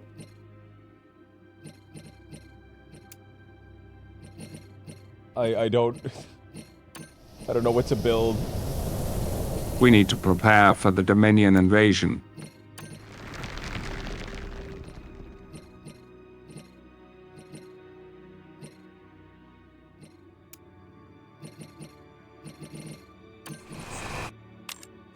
A new tradition to teach us more about ourselves. Okay. Jalan Oh man, we True. have so many things. All right. So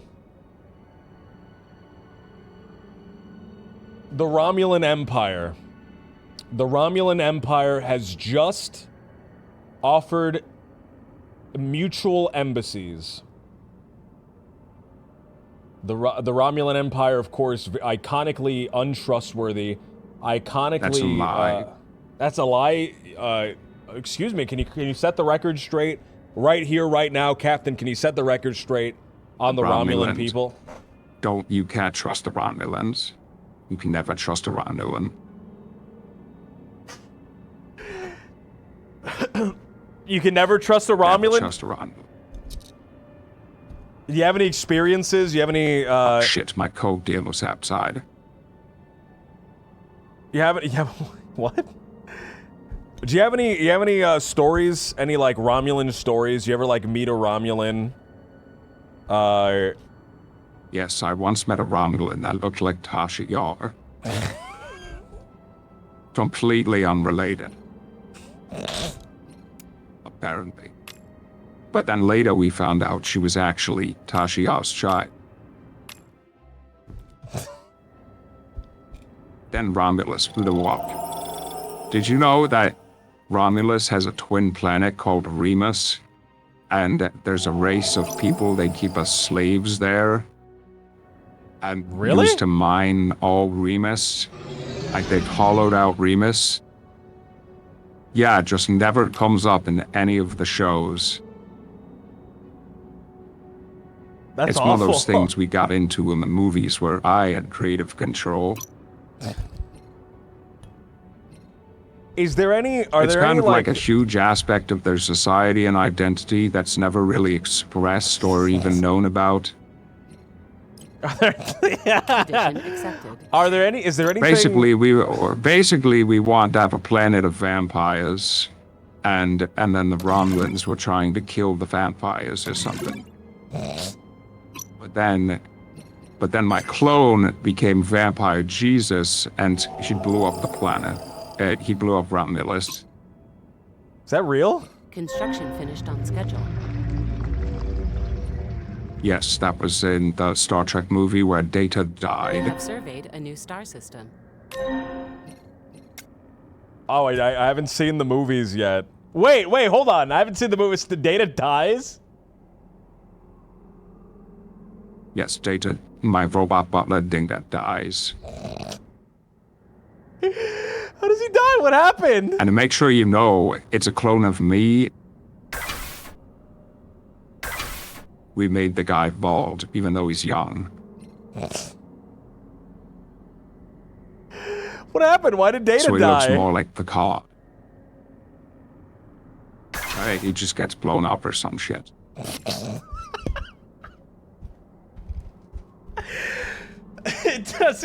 It doesn't sound like don't you really fucking care know. all that much. It doesn't sound like you really care too much that Data fucking blew up.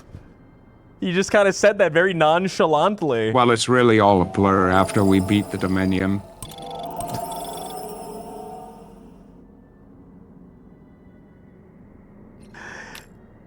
Are there any Star Trek plots that you really wish you could put to what's the word I'm looking for? You wish you could have just put to the screen, to paper, to Yes. television that you just never got allowed. You weren't allowed to either. So I had this idea where our whole race of people were like pumpkin people, and the other people on the planet liked to make like jack-o'-lanterns. So it's kind of an episode about like the ethics of making jack-o'-lanterns. Because it's like, what if, like, we have to destroy a gourd to make a jack-o'-lantern, but what if you want to destroy a person to make a jack-o'-lantern? Incoming Well, transmission. like, would that Daggers talk. change Money jack-o'-lanterning? Would people want to make Construction finished on jack-o'-lanterns? schedule. What was the conceit of the episode? How did what was That the was- conclusion that you came to? Well, so it starts, and we're at like a formal meeting on this planet. We're at a state dinner to welcome them, because they're about to join the Federation. They've almost joined the Discovery Federation. logged. And they bring out to this dinner table a huge gourd that they've hollowed out and Research carved a model. face into, and it's full New of, technology has passed well, testing. we used coleslaw from craft services to fill it, but it's supposed to be like a delicacy they made. What? Diana Troy is horrified by it. because she can read its emotions, and she can read that it's dead. So she's kind of like, Captain, you can't eat that. That's a person. We've settled a new world. Well, Worf has already started eating.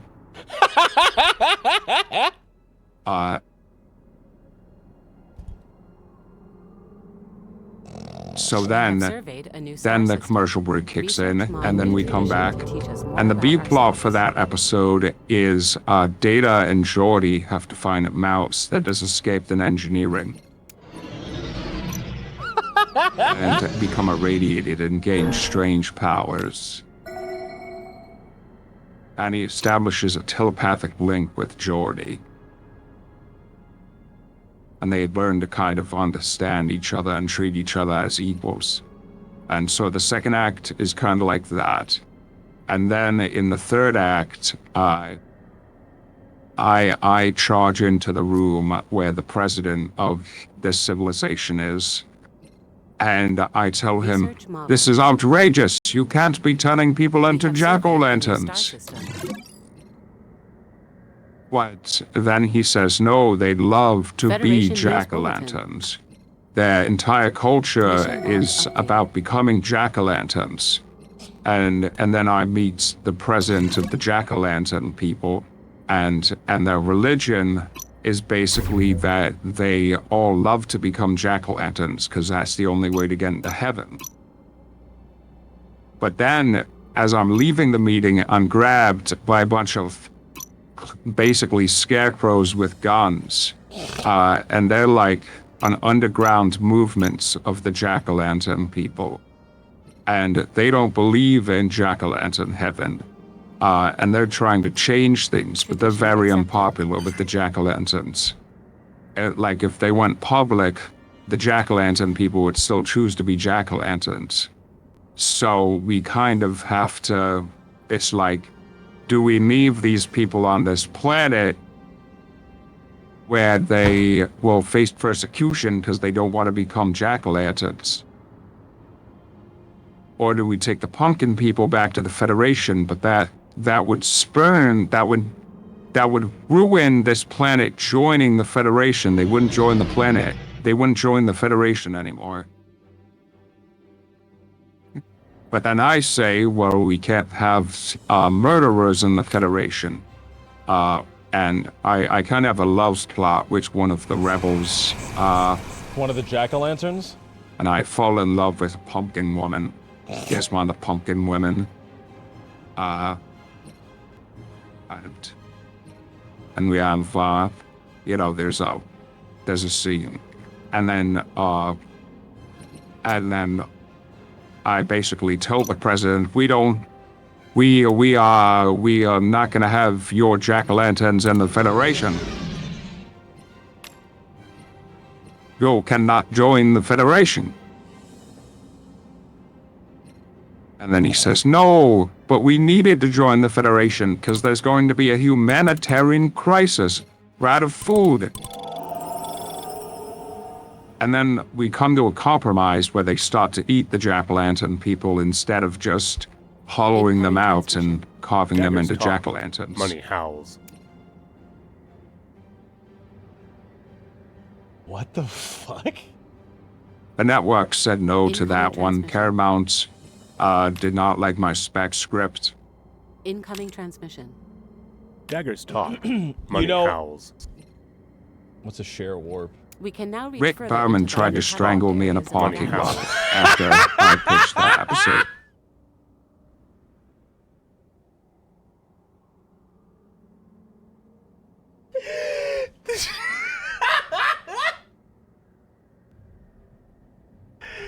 Did you have a lot of issue with Rick Berman? Was he someone you were butting heads with constantly?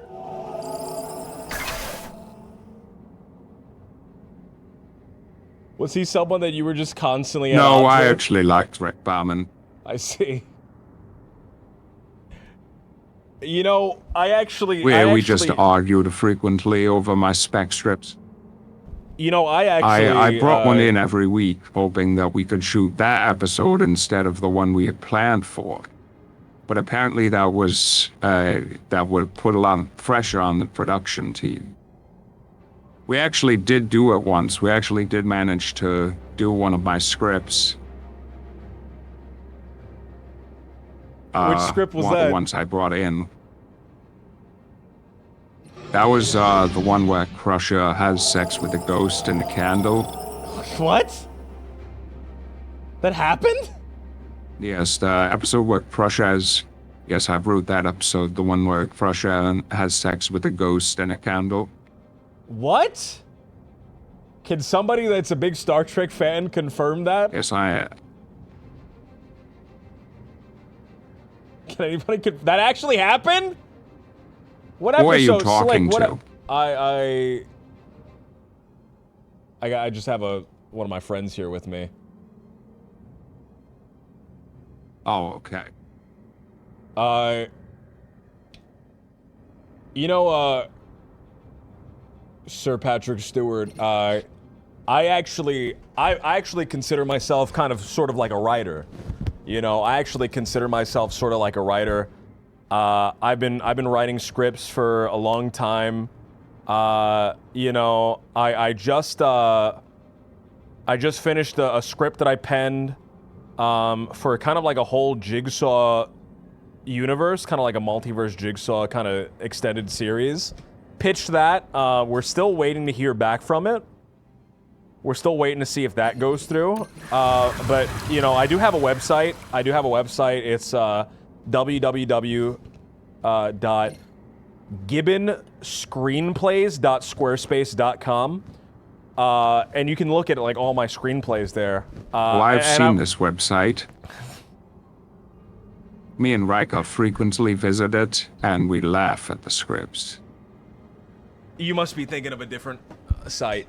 You must be thinking of a different website.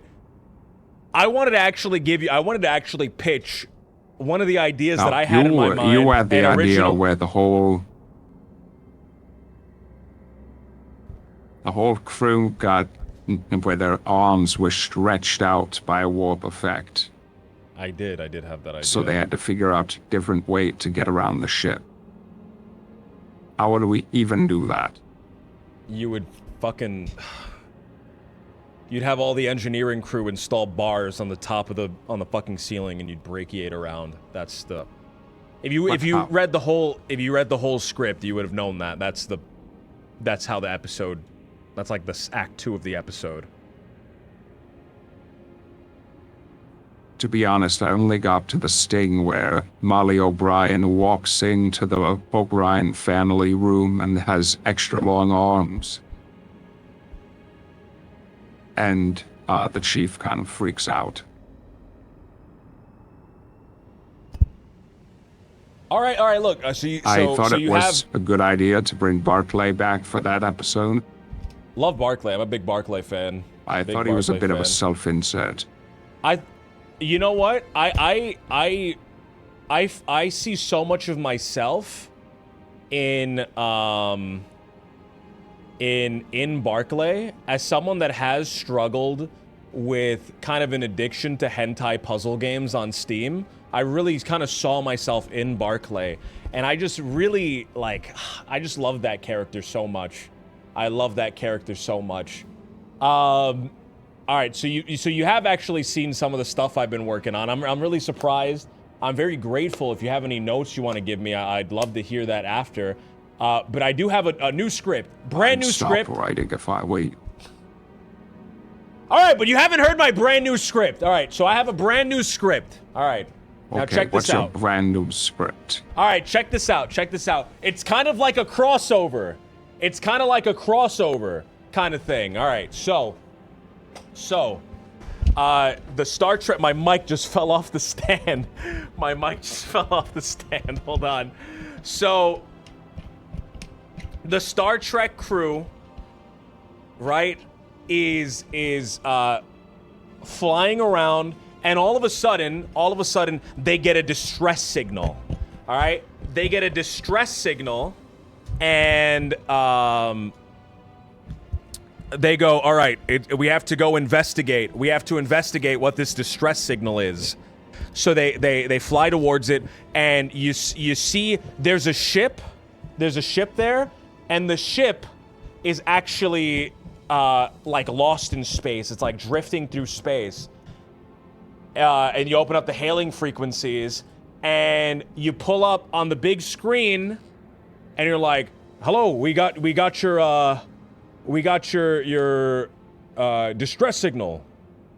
And you pull up on the big screen, and it's Chris Hemsworth, right? And it's Chris Hemsworth, and he's doing Thor.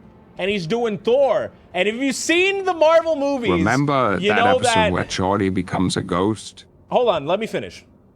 All right? Hold on. Let me finish, okay? So then it's Thor, and you know how Thor is actually kind of like an alien? I was thinking we'd have like a Thor... I've met Thor. Star Trek... Hold on, let me finish. I was thinking that we'd have like a Thor... hold on, let me finish. I was thinking that we'd have a Thor kind of Star Trek crossover, and then we can have a scene where Worf fights Thor, and it's like neck and neck, right? Like Worf and Thor just going trading blows. We got Thor. Thor picks up one of those bakleths. That's what it's called. Worf's sword, a bakleth, and Worf actually tries to pick up the Thor hammer, Mjolnir. He actually tries to pick up the Thor hammer, but he's not worthy. But then Data comes in, and Data picks up the Thor hammer because Data's worthy. And I was thinking that'd be an awesome scene. I was thinking that'd be a really cool scene. I do know that you have kind of ties with Marvel. You were recently in that new Marvel movie, one of the new Marvel movies, Blue Beetle. You were in one of them. And I was just wondering if you could pass that along. To kind of any of the people that you know at Marvel. I've actually already... there was this one time we were investigating Planet X. They were having a thing where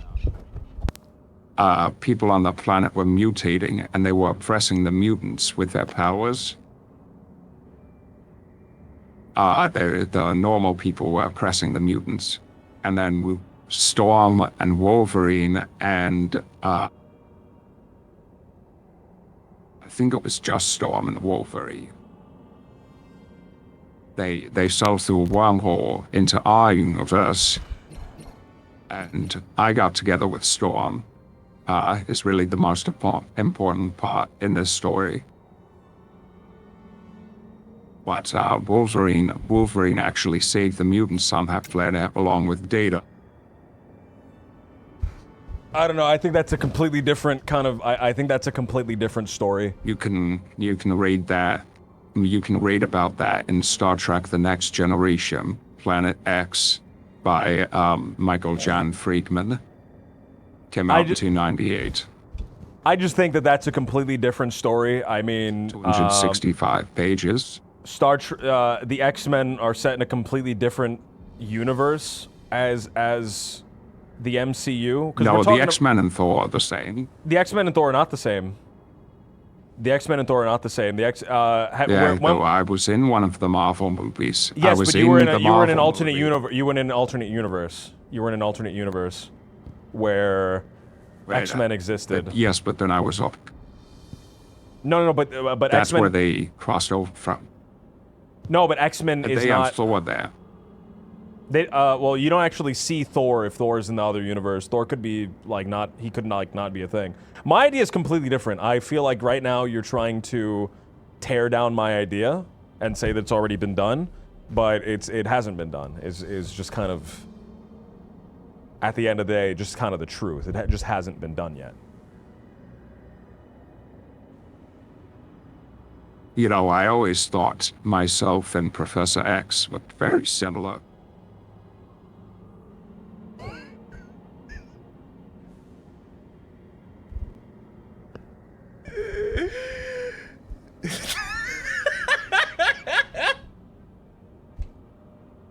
I think I'm gonna have to agree with you on that one. I agree. You ever played Marvel vs. Capcom 3? I have played Marvel vs. Capcom. I'm a big Taskmaster guy. I'm a big Taskmaster main. What about Virgil? Did you ever play Virgil? I was more of a Marvel guy. Virgil is my I never favorite really character in Marvel vs. Capcom 2. I'm gonna be honest. When I was playing Marvel vs. Capcom 2, I played the third one. I had the third one on the PS3. You didn't play Chris Redfield. I wasn't a big Capcom guy. I was never into Capcom. I was a big Marvel head. So I picked lots of Marvel characters. My build was Spidey, the Hulk, and Taskmaster. That was my go-to trio when I was playing. I used to go down to the corner. There was this little pizzeria shop down on the corner where I used to live, and I used to go there and I used to Don't plop have many quarters in full the machine. screens, then do you? I don't have many what? Excuse me? Virgil has a full screen. You don't have any full screen threatening moves. Listen, I'm not try-harding, all right? I was playing the characters You that I have some enjoyed. infinite potential with Spidey. Really, that's kind of a suboptimal team. Well, look, do you only play video games to like play like the meta and like win, or do you play to like have fun? Because I play video games to have fun. I don't play it to be a meta slave. Well, if I wanted to play games to have fun, I'd play Disc and Cup, which is way more fun than Marvel vs. Capcom. But when I'm playing Marvel vs. Capcom, I'm doing it purely as a contest of skill. So my team is Doom, Sue Storm, and then I do love Doom. Sentinel. I am a big Doom fan. I always pick Sentinel. I was never a big Sentinel guy. But I was a big Doom guy. You ever do some like local tournaments? You ever do some like local competitive tournaments? You ever go to like fuck, I wish I knew any of the tournament names. There's a few of them, right? You pop up. Well, you go to the game hall. I went to Beta Z, Evo. Evo Beta Z.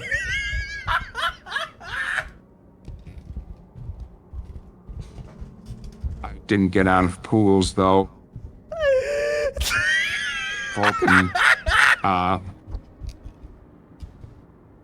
Vulcan Justin Wong knocked me out.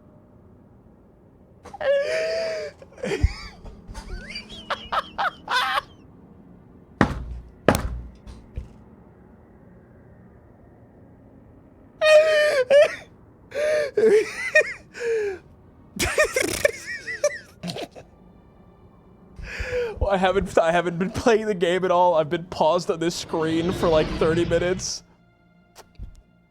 Ah, fuck, I'm crying. I have tears in my fucking eyes. Did you ever visit, Yeah, man, my coke dealer won't get off my porch, so I'm gonna go see what he wants.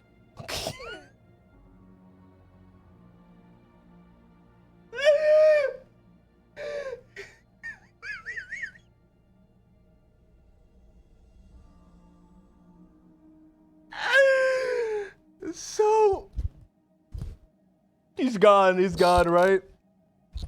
Guys, what's going on?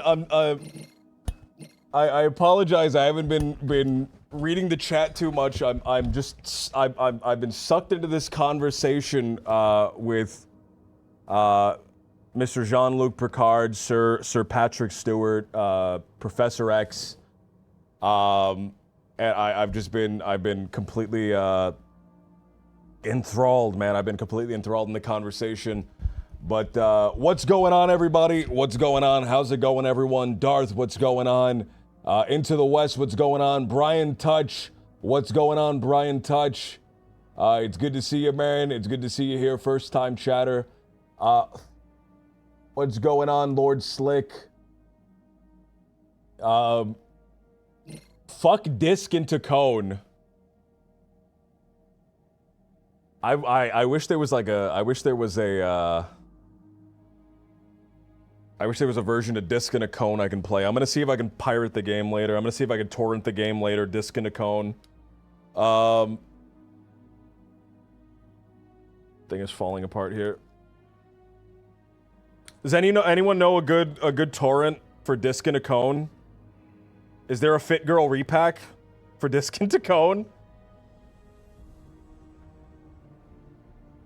I'm just wondering, man. I really want to try it. I want to get into it, but I want to try it first. You know what I mean? I want to try the game first before I give money to the developers.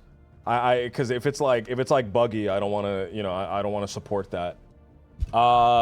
If it kind of takes over my mind and turns me into like a guy that's obsessed with playing Disc and a Cone, that's going around trying to convert my friends, I don't really want to support the developers if that's the case.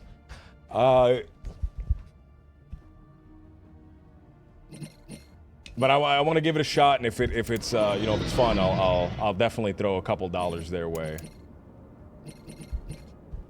But what's going on, everybody, man? What's going on? I can't believe how lucky we are to have all these wonderful guests, man. Have all these wonderful guests. Once, you know, we got Mr. Jean-Luc Picard. We have Sir Patrick Stewart, a wonderful guy, man. Visionary, the kind of the mind behind Star Trek, kind of the guy that invented Star Trek. Which is fantastic. Love that, man. Love the series. Big fan of the series. Is there any questions that you guys have?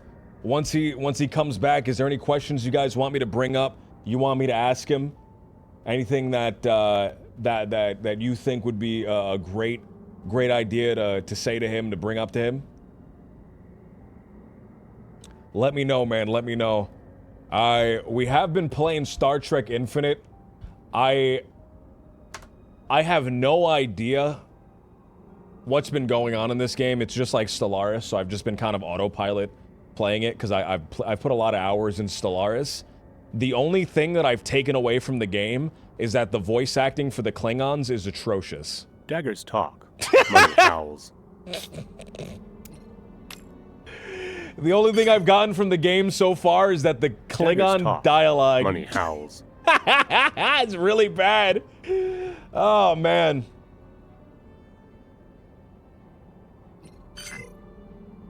Darth said, I'd like to know his true opinion on Klingons. I'd like to know that too as well, man. He was talking about Worf a little bit earlier. You know, it sounded like him and Worf are good friends, which is great, man. I'm glad that they're good friends. But it sounded like he had a lot of friction with Sorry. Every time I hear that voice... This is a full game. I paid $30 for this game. I paid 30 smackaroonies for this game. What does he think of Whoopi Goldberg? What does he think of, what's Whoopi Goldberg's character's name?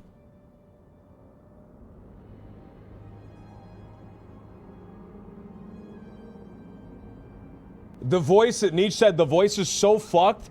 How did it ship like this? I have no idea, man. I have no idea, man. That, like, I swear to God, Guinan.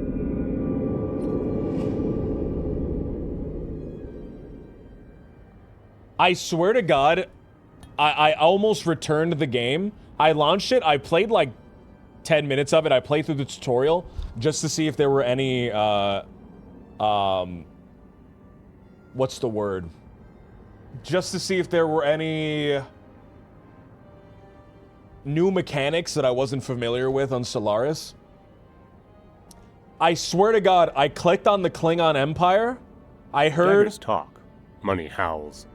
And I got to the fucking return game, refund game screen, and I was like, you know what? Let's stream the game instead.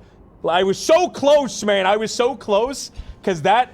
I was already a little tentative. I was already a little tentative on the game, because it's the same UI as Stellaris, the same UI as Stellaris, the same everything on the side, the same gameplay, the same screen, the same little visuals as Stellaris.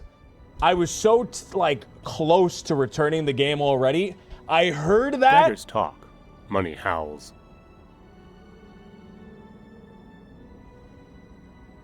I heard that, and I was 1 second away. 1 second away from returning the game, and I'm like, let's fucking stream it. Whatever, dude. Whatever, let's stream it, man. Because I had actually gotten a message from, I was sending like tons of like DMs to all the, like all over. I was sending DMs all over. I was sending them to like a ton of cast members and a ton of like, what's it called? A ton of,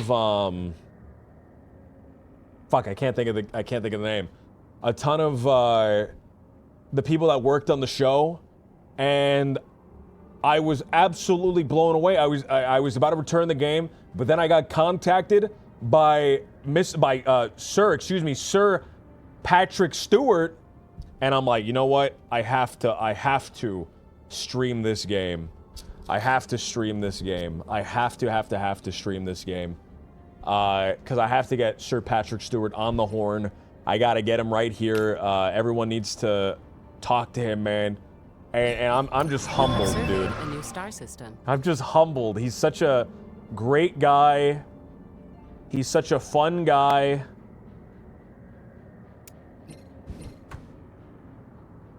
It's built using the same Stellaris engine. You can really tell. You can really tell it's built using the same Stellaris engine.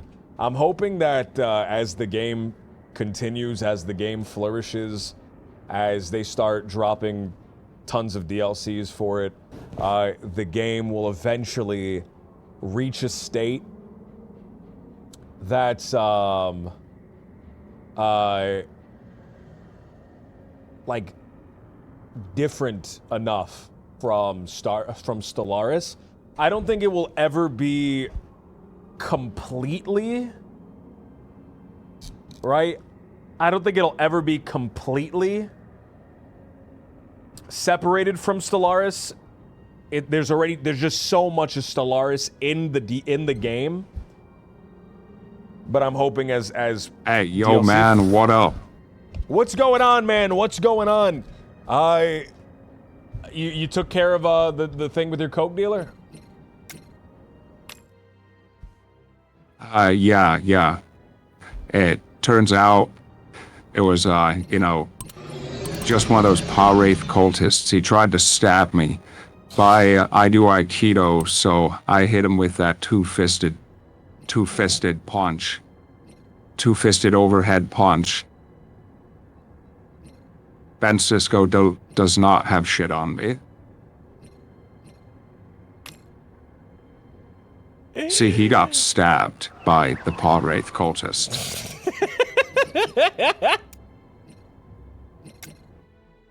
At his dad's dumbass restaurant. I always hated my father. My father was a weird traditionalist guy. Oh, we finally completed a mission! He lived in the future and he was like, damn, the future sucks. Build the Enterprise. Alright, understand You the need unknown. to we build get that the as well. Enterprise. First contact! You have to understand the Enterprise. We need more alloys. We're gonna have to save up for alloys. Actually, we can trade Beggars talk, everything we money own howls. to get alloys right now. Should we do that, Captain? No, just turn Beta Z into a strip mine. Okay. Got it. Understood. Beta Z is Strip now... mine Beta Z. Beta Z is now being turned into a strip mine. Perfect. Alright, so we now have plans to turn Beta Beta Z into a Zs strip would be mine. perfect miners, since they can read the thoughts of rocks. What should we do on Vulcan? So we have a couple of things that we need to... I hate mining in the current day. I hate mining now, because it's every 10 minutes you're running into some sentient life form you can barely comprehend. Sometimes even the resources you're mining are sentient life forms. And then it's a whole ethical dilemma. I was just trying to get some ores.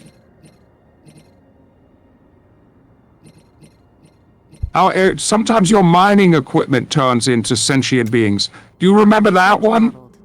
No, I don't remember that. Where it was basically just a measure of a man, except they didn't look like humans, so we could do the episode again. No, The one where the mining Roombas gain sentience? Oh wait, no, the mining Roombas. And they're like, the caveat at the end. The caveat at the end is like, these things aren't as human as Data because they don't look like us.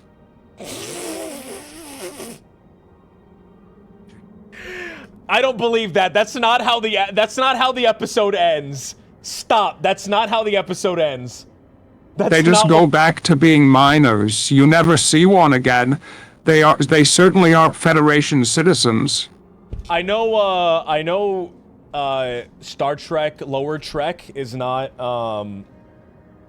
canon. I don't think it's canon, at least, but there's a character that's one of those guys in that episode or in that series. Oh, well, you know, I'm on the upper decks. I spend most of my time on the upper decks because, you know, I'm a big commander.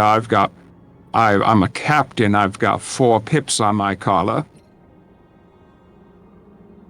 You won't catch me on below deck 13.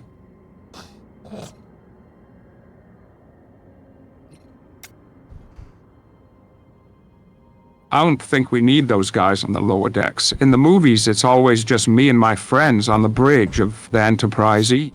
But who do you think's running around and like doing all those little repairs all around the ship? And whenever like the little data chips fall out of the socket, who do you think has to like crawl on the ground and like put them back into the sockets? You got a whole crew behind you. You got a whole. It's not just you guys on the bridge. There's a whole bunch of guys down there doing stuff. Well, really, the ship is the main character of the show.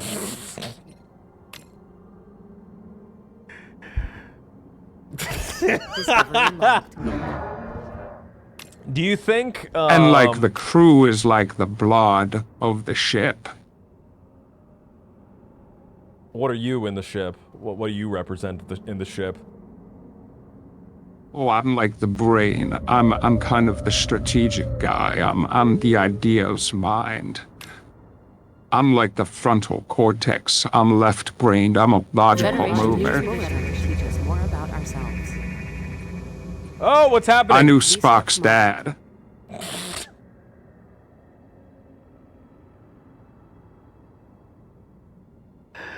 What was he like? Spock's dad. What was that guy like? Spock's dad was cool. He was cool? He was a cool guy? Didn't Spock's super dad down to earth. have like Vulcan dementia? Yes. Taught me how to steal minds with my hand. Didn't he give you Vulcan dementia for like a couple hours? What did that feel like? How was that? I don't remember. You don't remember? Let's say all right, let me give you a Yes. hypothetical. Let me give you a would you rather. So would you rather get Vulcan dementia I again? have to deal with a lot of those as a Starfleet captain. Okay, but let's say would you rather get Vulcan dementia again, or would you rather be integrated into the Borg again? What would you rather do? What would you rather I have to say, well, because that's like a big comparison. That's like comparing the time O'Brien's wife was possessed by the devil. To the time O'Brien killed his best friend, which happened twice. Once in Mind Prison and once in the Mafia. So, would I rather kill my own best friend twice? Or would I want my wife, Counselor Troy, possessed by the devil?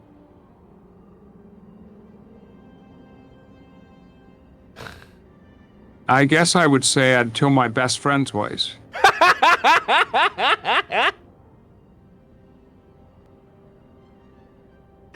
So I have to ask, there was always a lot of controversy around Diana Troy, just kind of like lounging around on the bridge, like in her pajamas. What was with that? Why did you just kind of? That's just how everyone dresses in 2400. Well, no, everyone else was in uniform. You had She to was understand, we were the lead diplomatic ship of the fleet. We weren't just representing the military of the Federation. We were representing the civilian government and the civilian people as well. If we're the force making first contact, and they see a civilian among us, they Mission log updated. immediately recognize that we are a multifaceted civilization. Discovery The logged. Dominion did the same thing with their Vorta. Kind of the hard hand and the We have extended surveyed a star open system. hands. Did you ever meet a Vorta in real life? You ever like actually speak to one? I don't think they ever show in any. No, of the I TNG actually kind of episodes. missed the Dominion War. What were you doing during I was the off Dominion on my War? own adventures. That sounds interesting. There was an What would- episode where everyone was immortal. Or there was a movie where everyone was immortal, and me and my friends kind of had to go rogue from Starfleet because the government wanted to harvest all the immortal people for immortal juice. They could grind up the immortal people, which were just like humans. They didn't even have like alien features. They weren't even like jack-o'-lanterns. So it was like no, they weren't even jack-o'-lanterns. They weren't blue.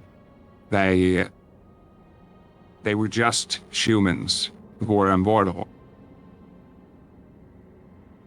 We did that to save money on makeup. But basically, Starfleet wanted to grind them into dust and then snort that dust to make themselves have eternal youth, right? Right. There was this one admiral. See, because the exact existence of Section We 31 have lost a true Federation hero. just means the movies can be about whatever. All bets are off.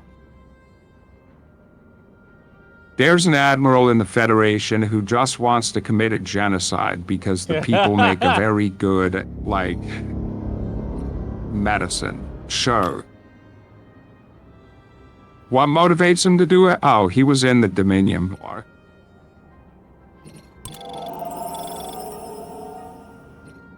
So.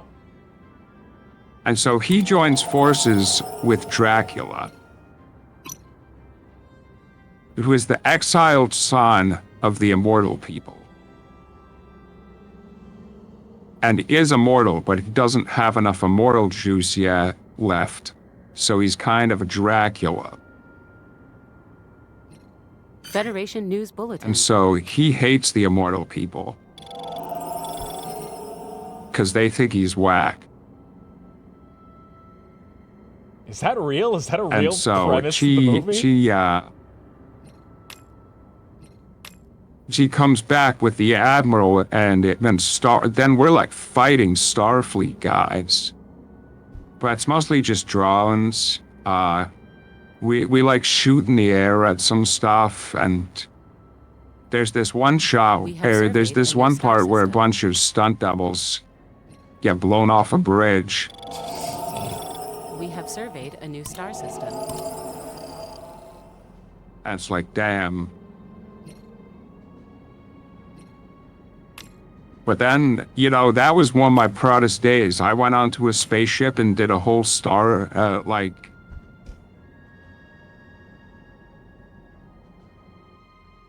I shot the guy. I was an action hero.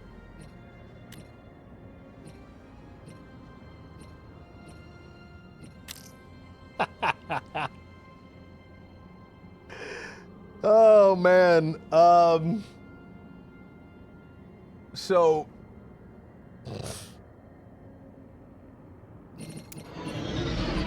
I don't even know what to say right now, man. I'm just absolutely astounded. And there was that other one where my clone son blew up Romulus.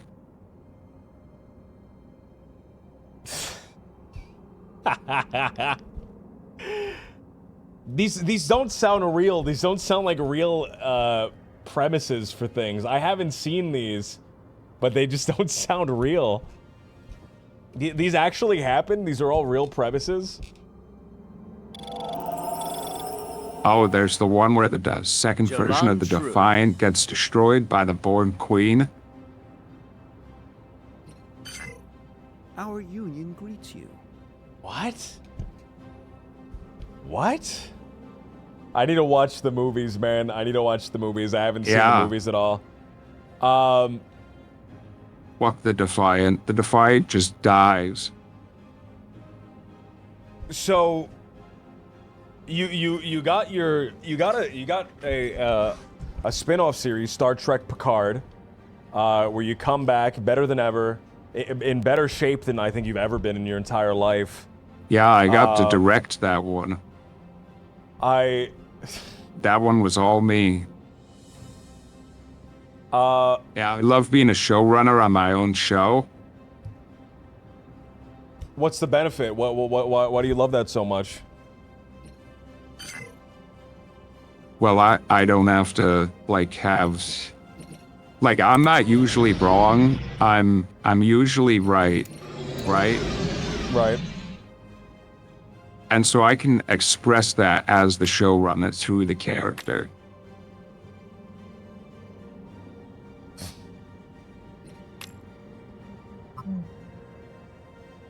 I see. Construction finished on schedule. Oh man, if the Star Research Trek model. Picard, it was such a great spin-off. Everybody loves Star Trek Picard. I think it's a lot of people claim that it's their favorite Star Trek series. I think Discovery people are logged. clamoring for another Star Trek spin-off in kind of that Star Trek Picard style. Who would you give another spin-off series to in the style of Star Trek Picard? Who do you think either deserves it most, would have the most interesting character arcs, have the most interesting show? Who would you give it to? Their very own spin-off. Well, it would focus on the We have character with surveyed the a new most star loose system. ends, the character that had the most going on kind of internally and with the world. And who would that be? Geordie LaForge. Discovery Interesting. logged. What would the series be about? A series of scandals in Starfleet engineering. At Starfleet University. We could do a thing where Worf eventually shows up, or, well, O'Brien. And then, you know, we could have Data back again. how would you resurrect Data? How would you get Data back? I mean, he is just a robot. You could just rebuild him, I guess. Yeah, we'd probably just rebuild him. We have surveyed a new star system. I see. So, Like, it's my robot butler. It's kind of important to my character that I have a robot butler, because I'm kind of like I'm a high-class guy. So I would definitely need my robot butler check. OP said, Star Trek Picard is just like the OG movies, just progressively older and older people going on space adventures. It kind of almost sounds like modern wrestling, man. Older and older people going on fucking stupid little storylines that no one cares about. So Yeah, it's crazy how small of a deal the Romulan Empire blowing up is.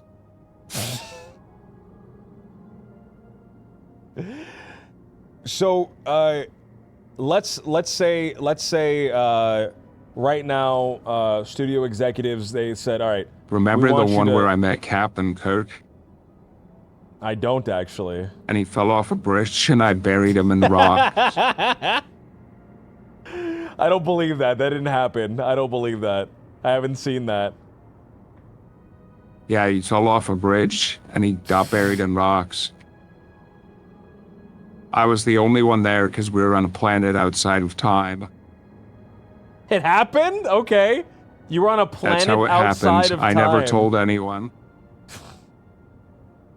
Yeah, because that's where Kirk ended up.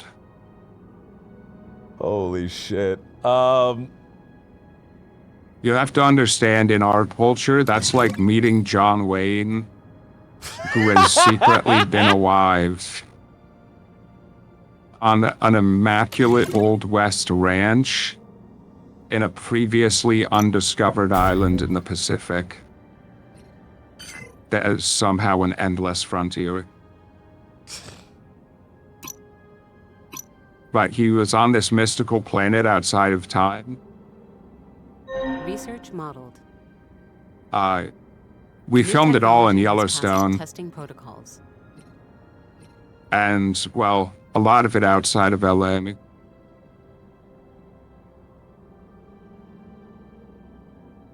So I gave you kind of that idea for that screenplay earlier on, and it's from the sounds of it, you liked it, and I just wanted to give you. Oh yeah, the one about the pumpkin people. No, the one about Marvel's Thor showing up and fighting Worf. Oh yeah, and I hook up with Storm. Yeah, sure. We can throw that in there. So I wanted to give you another kind of Star Trek plot idea. And I was thinking, like, what if we had, like, Star Trek Dawn of the Dead, right? And it was, like, all the Star Trek cast, and they were kind of, like, trapped in a mall, Dawn of the Dead style, with zombies, like, surrounding and inside of the mall. And I think that'd be a really cool episode. I think that... well, we kind of did that. When did you do that? In one of the movies where we were stuck on a planet full of vampires underground. But we're talking about zombies. This is a completely different All the thing. vampires were trying to kill us. But that's completely different. We're talking about zombies. Zombies. So are it's different than kind of vampires. like the one where there's all the worms. What's the one? Zombies what's the are one like with the worms? vampires with worms, right? Zombies are like zombies. It's the one where all of my friends where starship captains start dying. Was that a And I begin to TNG suspect episode? there's a conspiracy in Starfleet Command. Is that the and one where you then killed the president it and they had a turns worm out- inside of him? Yeah, he had a worm. You know, he had an iconic worm inside We don't know of him. how long that was going on. That thing could have been controlling Starfleet from the very beginning. Did How did that conclude? I don't remember how that concluded. Did you just have to kill everybody that had a worm inside Well, of we them? kind of just shot everyone that had a worm. But how do you know that was everybody, though? And, well, we started checking for worms afterwards. It's not like they were that hard to detect.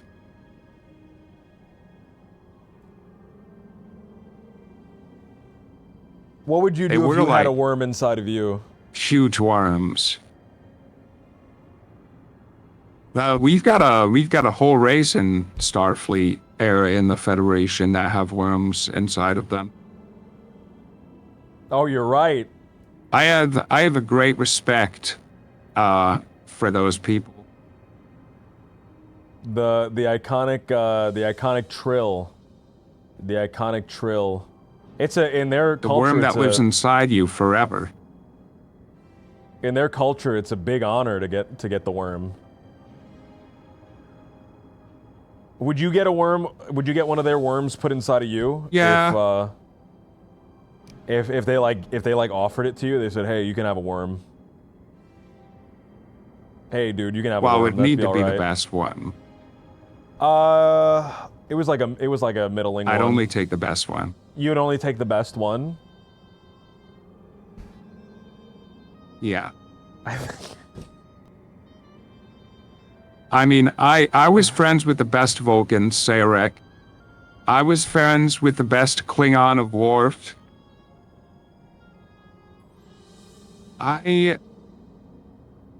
You were friends with I would only the take the best symbiote.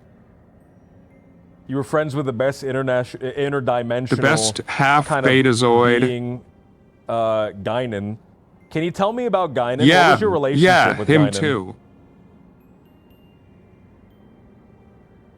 What was your relationship with Guinan? How did you... Well, we're friends from back in the day. I met Guinan, well...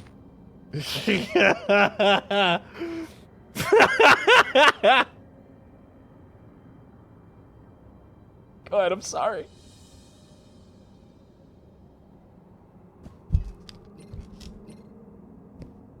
Well...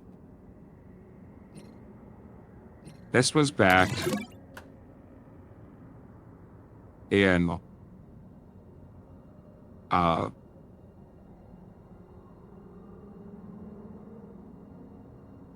It was a really weird time. Basically, I was going to a holodeck program of Woodstock.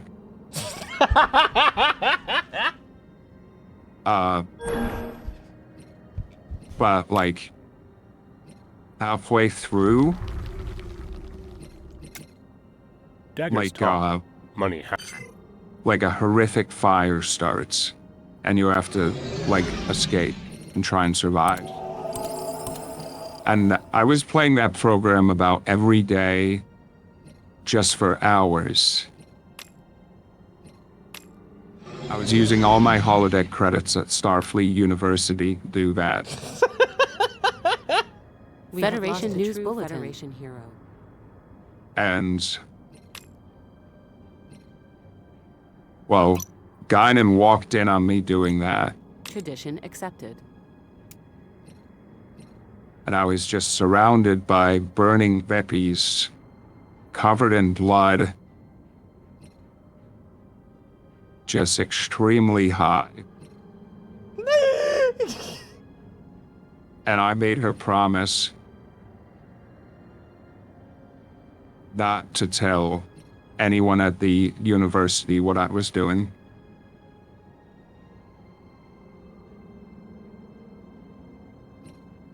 So we just said we were friends from back in the day. That was just simpler.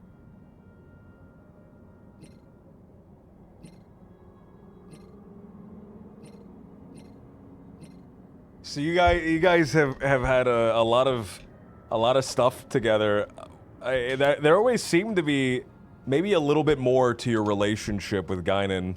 Maybe a little bit of a kind of a love kind of angle. Am I correct in saying that? Am I correct in believing that to be the case? Because I do know you were married to Diana Troy. I do know that Diana Troy was your half-Betazoid wife. But it always seemed like Guinan was kind of, you know, really the one you cared about. Well, what do you think about that? Am I Well, that's am I a completely question. off base? You know, that's a very personal question.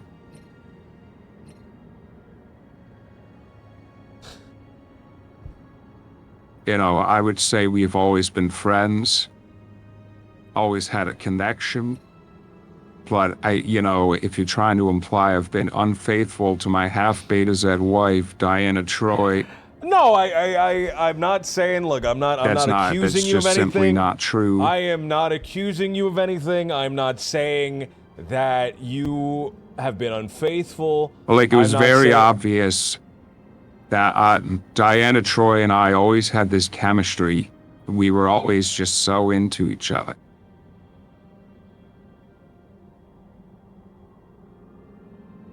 Because I've watched the series.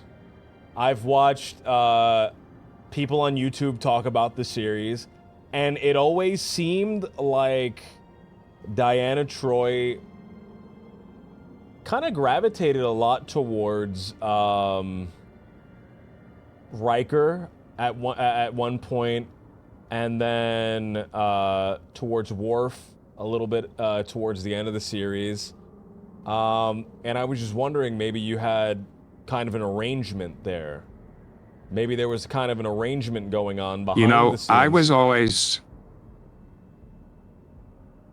always kind of the sex symbol of the Enterprise crew, right? I was like the Right. sex of the show, the exciting part.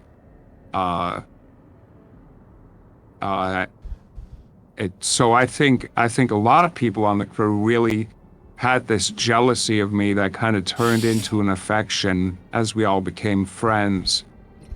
And with Diana Troy, I feel like it was stronger than that. She just saw what I was just oozing, you know? And she wanted to get with the top dog.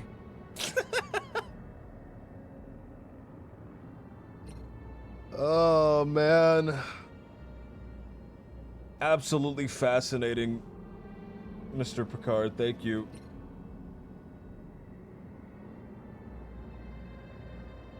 I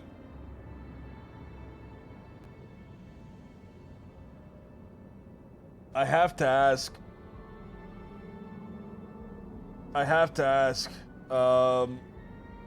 So the series kind of starts out,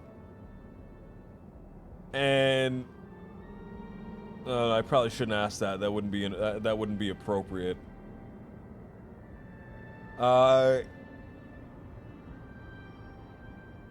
What was your favorite thing? What was your favorite like scene? What was your favorite moment in Star Trek? Was it something you did? Was it something that someone else did? Well, I have to say, I did a lot of work as Captain Picard. Like, I had a long career in Starfleet. And I have to say, my favorite moment in my entire career, the thing I'm most proud of, is when I said he can't, Data, when I told Data right to his face that he could not save that little girl because the planet was too stupid.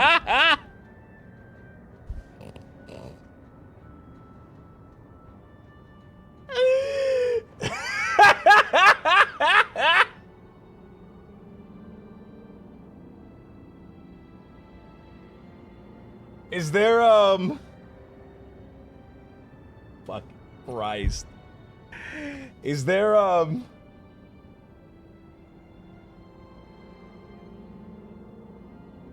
sorry, man,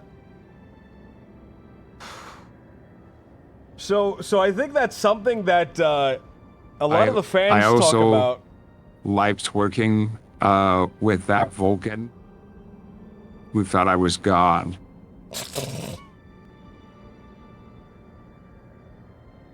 They didn't really have space travel, so I thought, you know, I don't really want to be the God here. Which is, you know, why I'd kill to trade places with Cisco.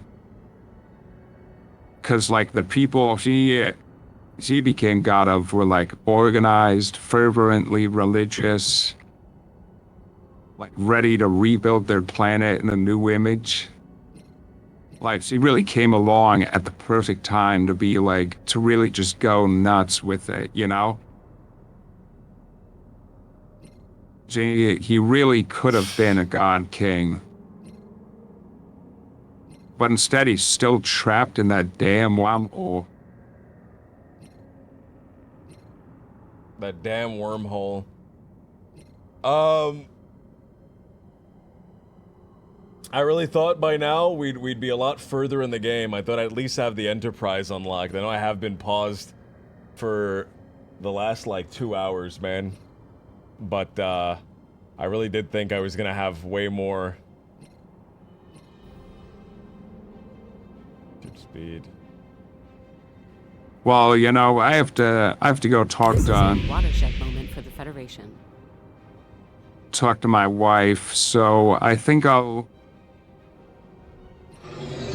drop out, you know.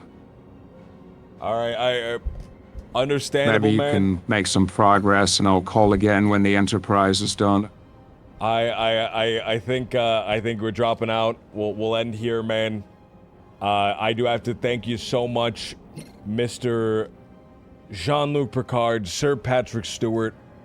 I do have to thank you so much for... No, I'm Picard. Thank you, Mr. Picard. I do have to thank you so much for your time, for the opportunity to get to speak to you, for the opportunity to get to talk to you and interact with you, man. It really means the world to me that you would give me some of your time. I do appreciate you. Thank you so much. Is there anything you want to say before you head out? Anything inspirational you want to say, maybe? Yeah. What's that?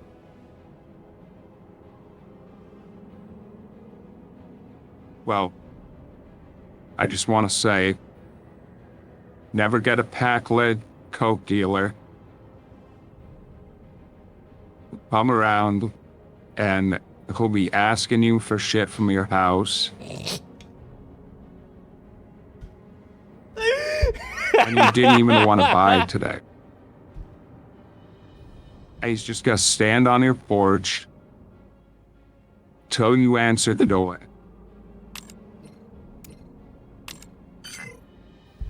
Engage. Thank you so much, Mr. Picard. I appreciate it. Thank you so much. Thank you for the advice. Thank you for your time. I'm wishing you the best. Appreciate you. Thank you so much. I hope you have a great night. I hope you have a great day. Hope you have a great whatever time it is in space out there for you. Thank you so much. Thank you. Thank you. Thank you.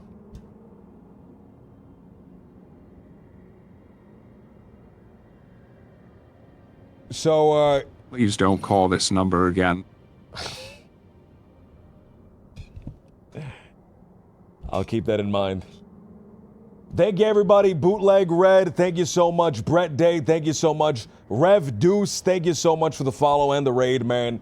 You rated the absolute wrong guy. This was not, I could immediately tell. I could immediately tell. The second everyone was coming in and they were being so supportive, this was not the stream for that. But if anybody is still around from that, if they haven't been scared off by whatever this stream is, whatever this terrible, disgusting, awful, terrible stream is. Thank you so much for sticking around. I doubt it though. I don't think a single person remained. I think I scared everybody off. Thank you anyway. He's gone. He's long gone. Wreck-It Raleigh, thank you so much for the 22 months, man. Thank you so much for the 22 months. I appreciate it, dude. It really, really means the world to me. Your support, the support that you're able to give me. I love doing these, but it seems like it's something that it might be a little bit too niche, or it might be something that the audience, whatever audience this would be for, just hasn't found it yet, isn't there quite yet. So I am going to have to kind of pull back on some of these streams, even though I really enjoy doing them, the weird guest streams. I am going to have to kind of pivot, do some other things. I've been looking forward to getting on NoPixel. So that's something that I've been putting a lot of time and a lot of effort into. I have a song that's almost made. I need like 2 more lines. I need like 2 more lines for the song.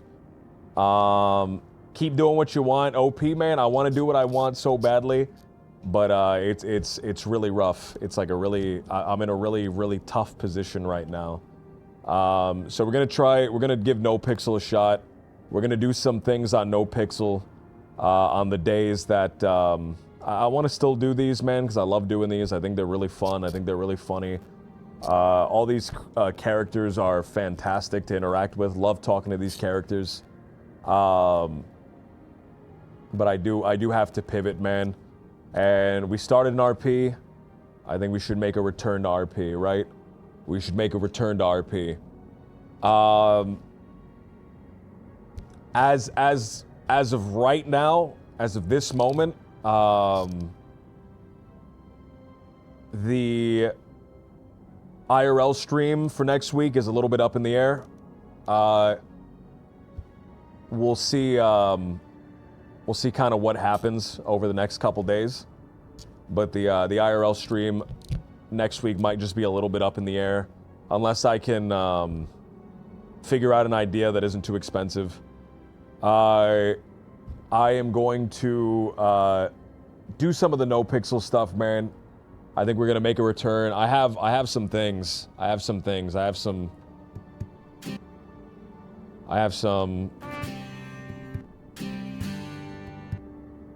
Oh, that's not coming in properly. I've been working on stuff, man.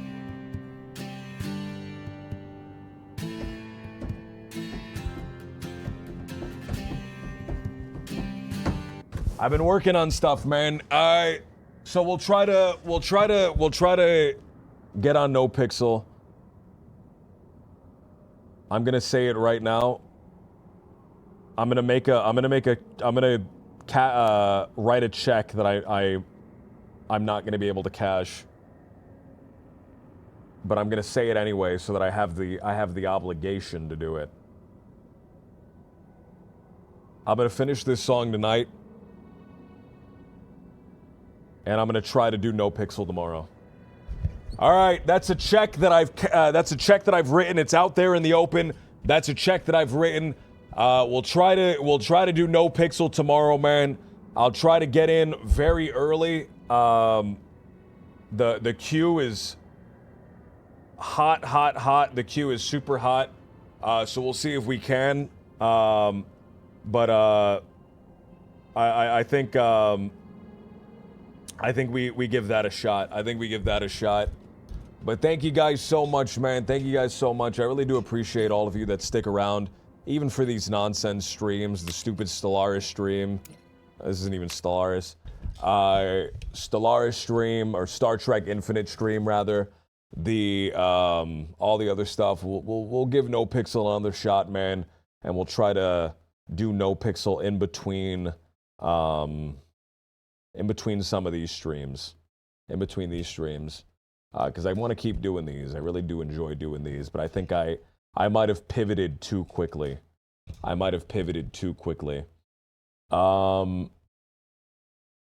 Thank you guys so much. I appreciate you guys so much, man. I love you guys so much. Can I get the big... But guys, thank you guys again. We'll try to do some stuff.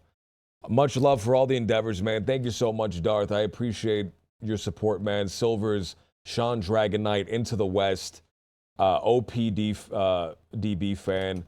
Thank you so much, guys.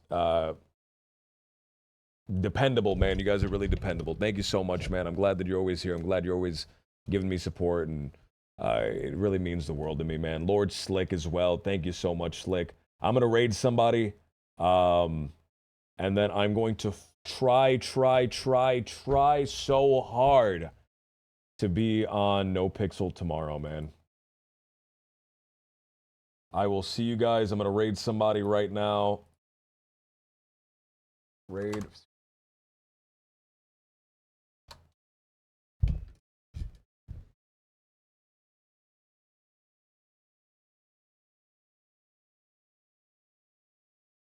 Guys, thank you guys so much, man. Thank you guys so much again. I appreciate when you stick around. Have a great night, Silvers. I hope all of you guys have great nights. Wreck-It Raleigh, thank you so much for the 22 months, man. Rev Deuce, he's already gone, man. Thanks for the stream, or thanks for the raid. You raided the wrong guy. You raided the absolute wrong guy, but thank you anyway. Thank you so much, Brett Day, for the follow. Thank you so much, Bootleg Red, for the follow. I wish all of you guys the best. I'll see you guys around, hopefully. I wish you guys the best, man. Take care, everybody.